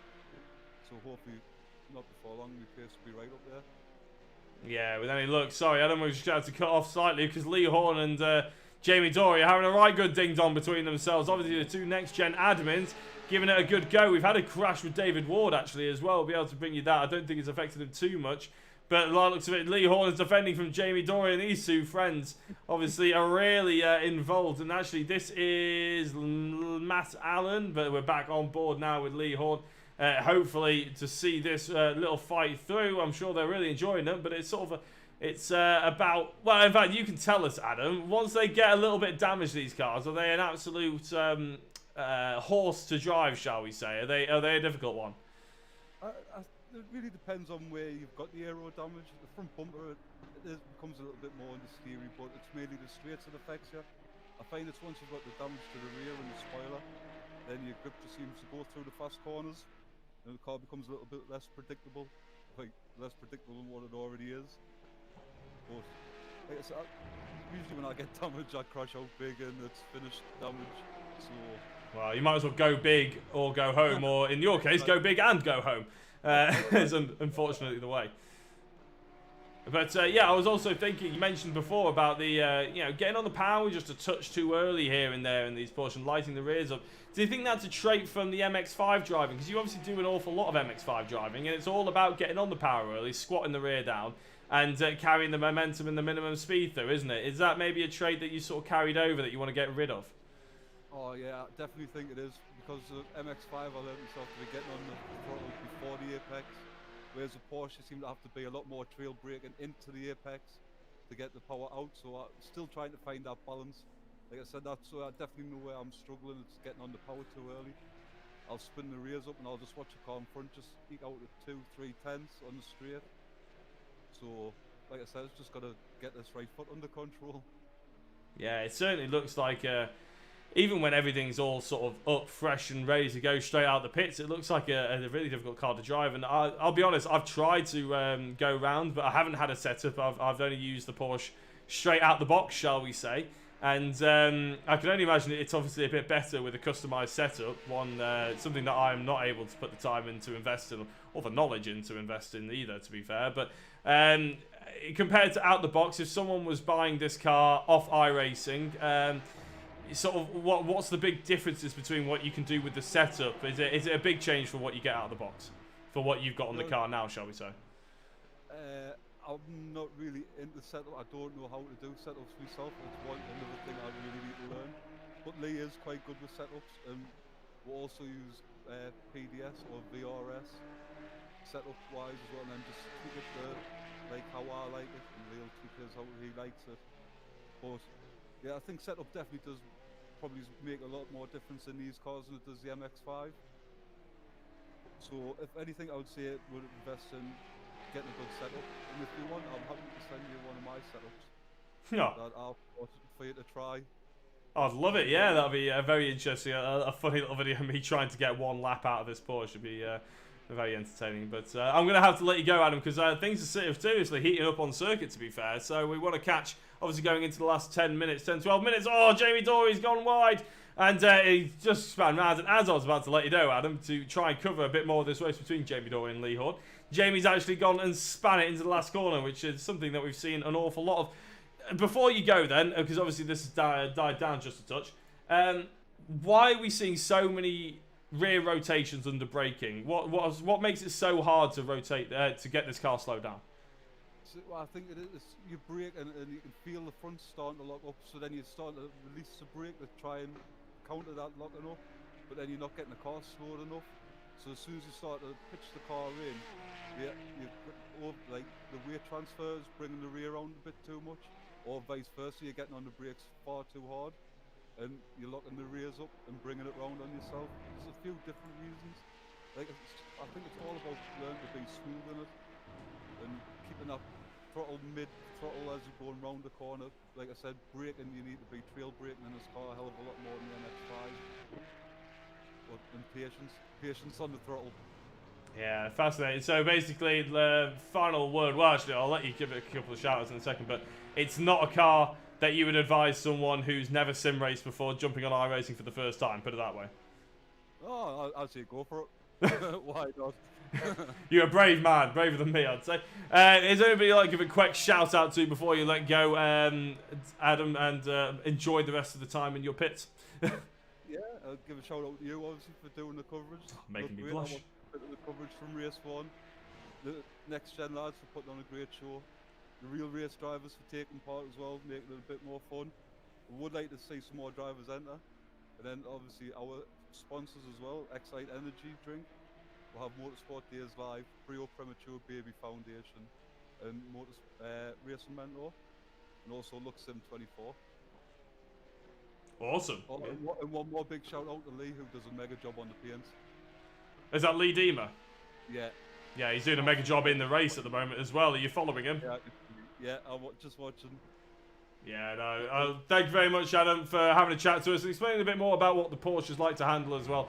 Always brilliant to have a bit of an extended interview, especially in these 45-minute races, because, well, I can get quite bored on my own. Well, not bored, because the racing is quite good, but people can get bored of me on my own, put it that way. Well, I don't usually last 45 minutes, so I'll probably be able to keep you company every other week. Well, I'm sure we'd prefer to have you out there racing, Adam. Good luck for next week, which unfortunately I'm not here for, so I'll be keeping an eye out on it and making sure I keep up to date with the results. Great, thanks for having us. That was Adam McNally. Nice to have a chat with him, but we are into the final 10 minutes of this race now. It's always nice to have a bit of a chat with the drivers if they're available. Obviously keeps it a bit fresh. Obviously it means that you guys aren't just bored of me prattling on for the entirety. I'll try and turn this up just a touch more again so you guys can hear the cars. Let me know if that's okay. That. I think we've had a bit of a crash from... Oh yeah, the Jamie Dory crash was actually the one we saw before, wasn't it? This is Jeff Perkis up to 8th place. He's gained 7 positions. Simon Clayton just ahead of him. This is Dave Newsham going past a back marker by the looks of it of Thomas Delaney, I think that is, in the number 14 car.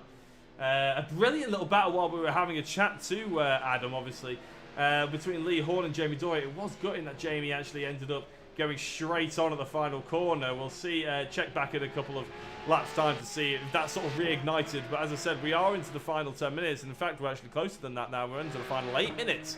And right on cue, actually. The SDK takes us to see Lee Horn and Jamie Dory.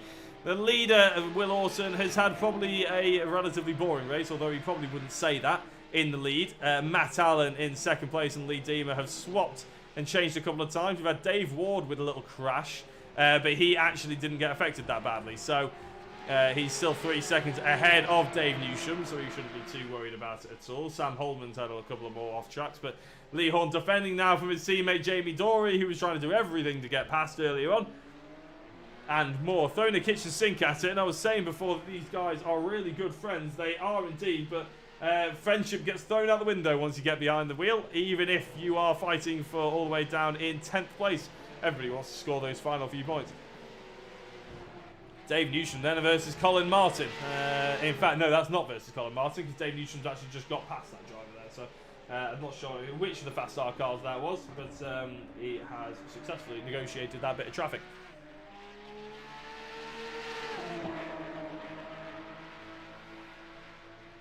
Just going back to Adam's points on Croft and Thuxton, I think Thuxton would be an entertaining one. I think not kill is easily the biggest plus point for me. Croft, I think, would be awful. A lot of people like Croft. Lee Horn going defensive then up through the back end of the field, back end section of the track, and it looks like Jamie Dory may be having a run. Who's going to be the last late breakers? The next gen car goes at the inside of the other next gen cars. They're going to be contact. There is, and they're both turned round by Jamie Dory. Just not really the space, I don't think, there to fit 2 next gen cars into the same bit of tarmac. Let's have a look and see what happens here from on board with Jamie Dory. Let's have a look. Now, is there enough gap? This is your opportunity to pass judgment on these drivers. Jamie Dory, you can see he's stopped. You can see just to be able to pause it potentially. You can see as he hits the brakes, he's turning left to go right. That just shows you that the rear end wants to come round, and he's had to come off the brake. He hasn't been able to slow down, and he goes straight into Lee Horn. So that's similar to what Adam was talking about in the comms box earlier. It just, as soon as you feel the front starts to lock, the rear is going to rotate round on you. You come off the brakes and you end up under slowing the car, which is when you don't slow the car down enough, basically. And he just ends up having to correct the car to make the weight transfer back neutral, and that's ended up with him just going straight over the curb and into Lee Horn. So I'm sure they're both really gutted about that. In fact, they're both already racing again, so no harm done by the looks of it, because they're still both racing for 10th place with the gap that these guys have ended up with. It's the closest battle on circuit at the moment as Lee Horn goes a little bit wide with a bit of a lock-up. Jamie Dory then goes up the inside. Going to be on the inside for the left-hand curve, but it will Lee Horn be able to carry the momentum, and in fact he's already still there by the looks of it. Another little lock-up maybe going Lee's way, not quite. Jamie is through then into 10th place. Driver error. Yeah, Katie, you're probably right there, to be fair. It's unfortunate, but I'm sure these guys won't be worried too much about it. They're going side by side again. These guys are absolutely loving it, giving us something to watch as well as Lee Horn touches the grass on the outside, which means Jamie Dory will be able to defend into the chicane. Not somewhere you want to go to abreast through. And normally in real life, there's what's called sleeping policemen there. And if you think you've hit a pothole or a speed bump hard in a road car, try doing a race suspension on over absolutely huge ones. I've seen, in fact, my own battery pack as Lee Horn goes through. I went through what's called a sleeping policeman, which is a way of it's basically a big speed hump over the inside of a corner, and it's a way to detract you. The race organisers and the tracks put it down. It's a way of detracting you from abusing track limits on the inside of a corner. And on that chicane on the right hand side there was a load, and I remember going through it and accidentally went over the sleeping police, which obviously I didn't mean to do. And my rear suspension got hit so hard by the sleeping policeman. I went over at about 70-80 miles an hour. Ran over so hard that it actually went through the carbon fibre or whatever it was, the not carbon fibre, but the fiberglass, and went straight into my battery, burst the battery acid everywhere. It was awful. Really nasty thing to clean up. Really felt sorry for the mechanic. Let's have a look at what happened to Jamie Dory here then. He just gets wide on the exit of Old Hairpin and ends up flying off in the wrong direction. So here goes. And he's gone off yet again, so that's twice actually. So goes wide through Old Hairpin, too much power, old tyres are heated up to the maximum. Tries to come back on the circuit. Does it semi-successfully. Lights the tyres up. Goes onto the dark side and into the wall again. Now, if that car isn't written off, Jamie, I don't know what's happened. He's actually crashed again. We're on board with Jamie as he's crashed. He's gone the wrong way round. He's on the wrong chicane here. Is Jamie Dory as he tries to get back onto the correct chicane. And to be honest, I would just pull over and retire that car now. Into the last 2.5 minutes of this race. And let's have a look at Will Orton because we haven't seen him all day. We haven't mentioned him too many times. He's absolutely dominated here. It's 29.7. He's got the fastest lap as well. He's still currently lapping in a faster time than anybody else. To be fair, the top 3 are actually lapping at a really good pace still. Only about a second off what you can expect to see in qualifying from them. About a second, 1.2. Jamie Dory's had another 2 crashes. And so is Thomas Delaney, actually. Thomas Delaney here coming out of the chicane. And who's got over-rotation of the rear into the Melbourne loop? Who's got that? Show of hands. You'd be wrong. You'd be wrong. I had that. I had my hand up there. Over-rotation of the rear into the Melbourne loop. But he just goes wide by the looks of it. So yeah, as I was saying, Will Orton. I don't want to miss the checker flag this time. He gets a little bit loose out of at the back end of Melbourne. To be fair, Matt Allen's actually within touching distance. I say touching distance. He's in the background somewhere, 5 seconds down the road. Not the sort of exactly where Matt will want to be, but he will be taking these points and he'll be taking them to the bank because obviously his championship rivals as well are not here tonight. So the fact that Josh Malin isn't here, the Bobby Thompson isn't here, Matt Allen and Will Orton will be raking up those points and trying to maybe secure the top 2 positions in the championship because Matt Allen, I think this will be his second place on the evening. And I think we're on to the white flag lap, although iRacing hasn't brought it up. I think this will be our last lap. So we're going to try and keep on board with our lead man, Will Orton, at the moment to make sure that we don't miss his opportunity and his glory moment this time round. A bit unfortunate the last time. I think it's safe to say that we've had a reduced grid and we've had more of a focus on sort of driver error, car coming away from a few people. Today, more than any other day, maybe apart from Brands Hatch, we've seen how hard this car is to drive and we've seen how it can catch an awful lot of very talented drivers out. All these guys are very sort of accomplished sim racers, if not real life racers. And it just goes to show how hard this Porsche 911 Cup car is to drive on the sim. I mean, it's very difficult to drive in real life as well. I remember my brother competing in it for 2 or 3 seasons, obviously. And it takes a lot. There was a skill gap between the top 3 or 4 and the rest of the field. And you can see that if you watch it these days. But the checker flag is about to drop for Will Orton, who has mastered the GT3 Cup car here at Donington Park, and he's taken the overall championship lead, and he's extended that with another race victory. He's flashing the lights. Matt Allen comes across the line to take his second place of the evening. Lee Deemer with the pole position this time round, so the Excite cars are getting on the podium. It was Lee Deemer doing it this time round, the slightly gold touch of the Excite car. David Ward is coming up to the final corner now. There we go. David Ward coming up to the final corner. He's going to come across the line in 4th place.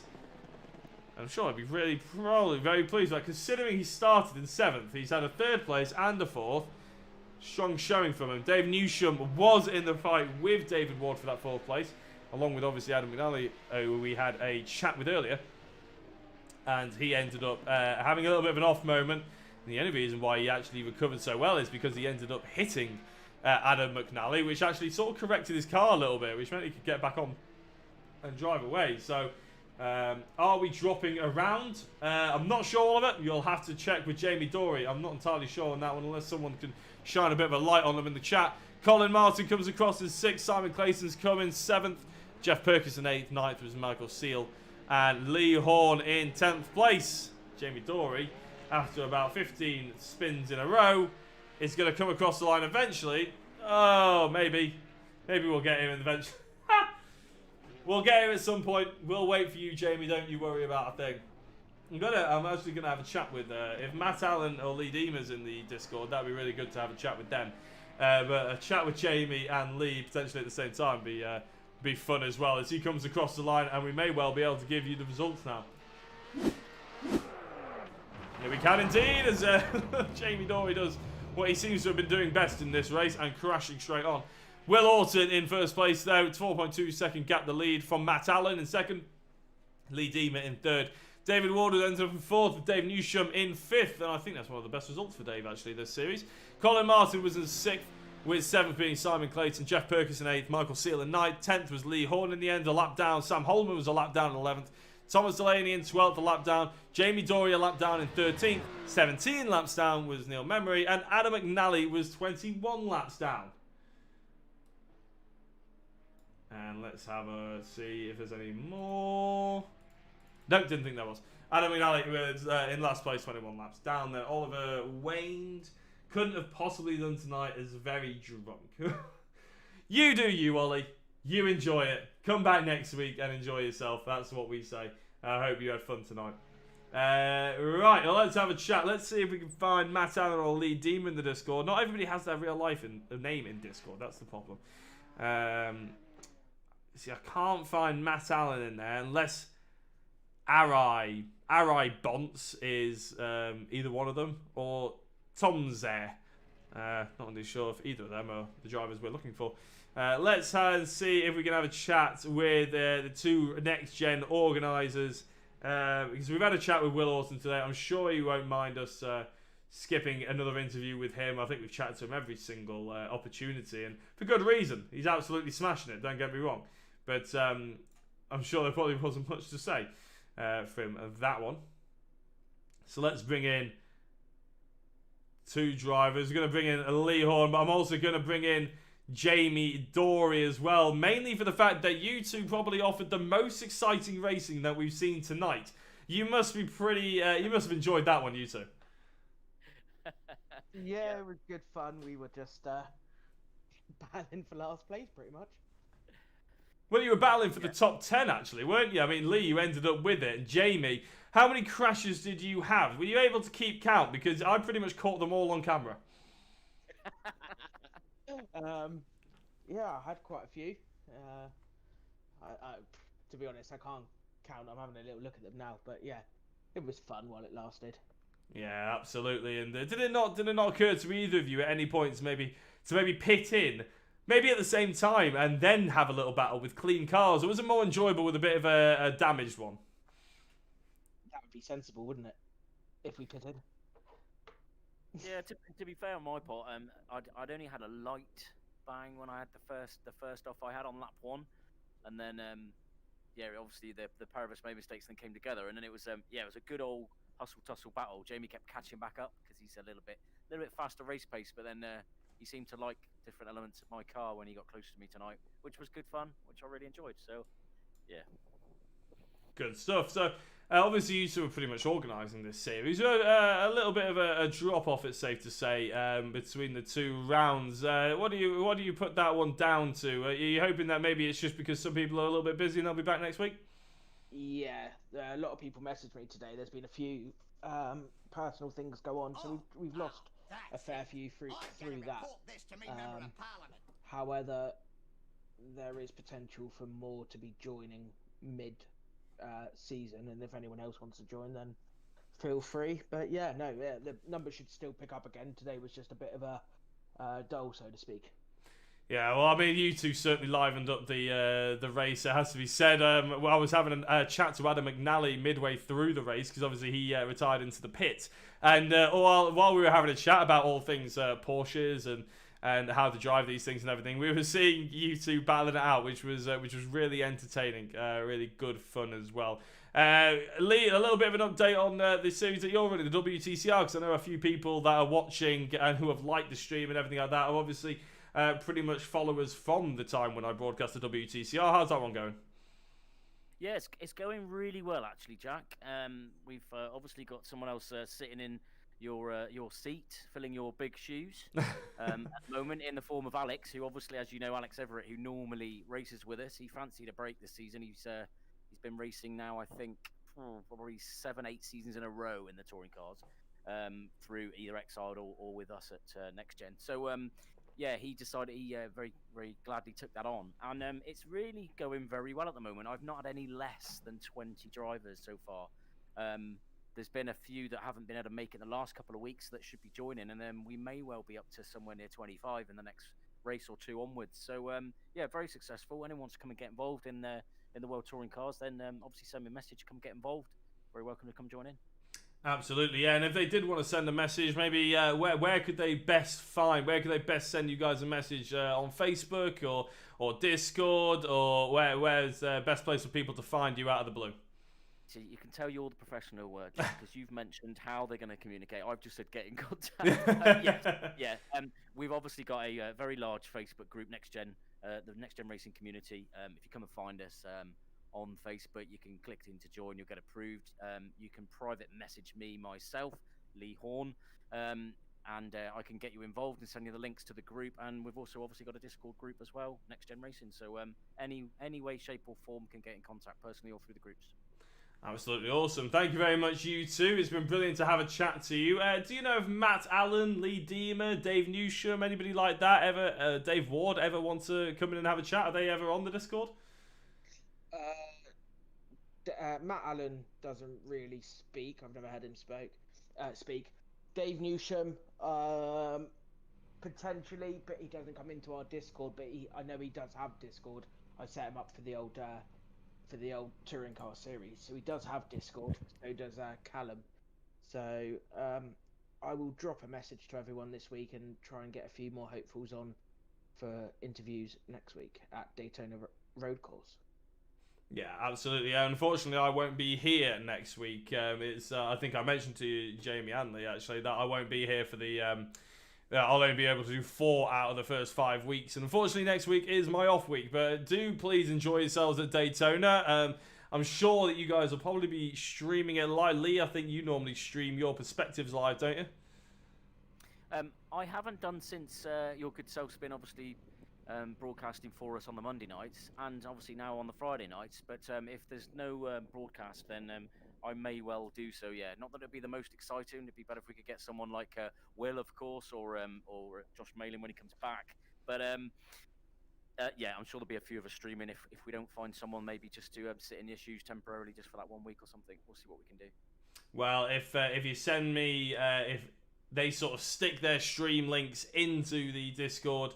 And you let me know when they've done that, I'll be sure to maybe try and share as many as I can to maybe we can get some different perspectives. And anybody who's tuned in to obviously follow this channel on the Friday night or the overall broadcast, they can sort of pick and choose which drivers they want to go to. Does that sound like a good idea? Yeah, sure. Then that'd be good. Thanks. Yep.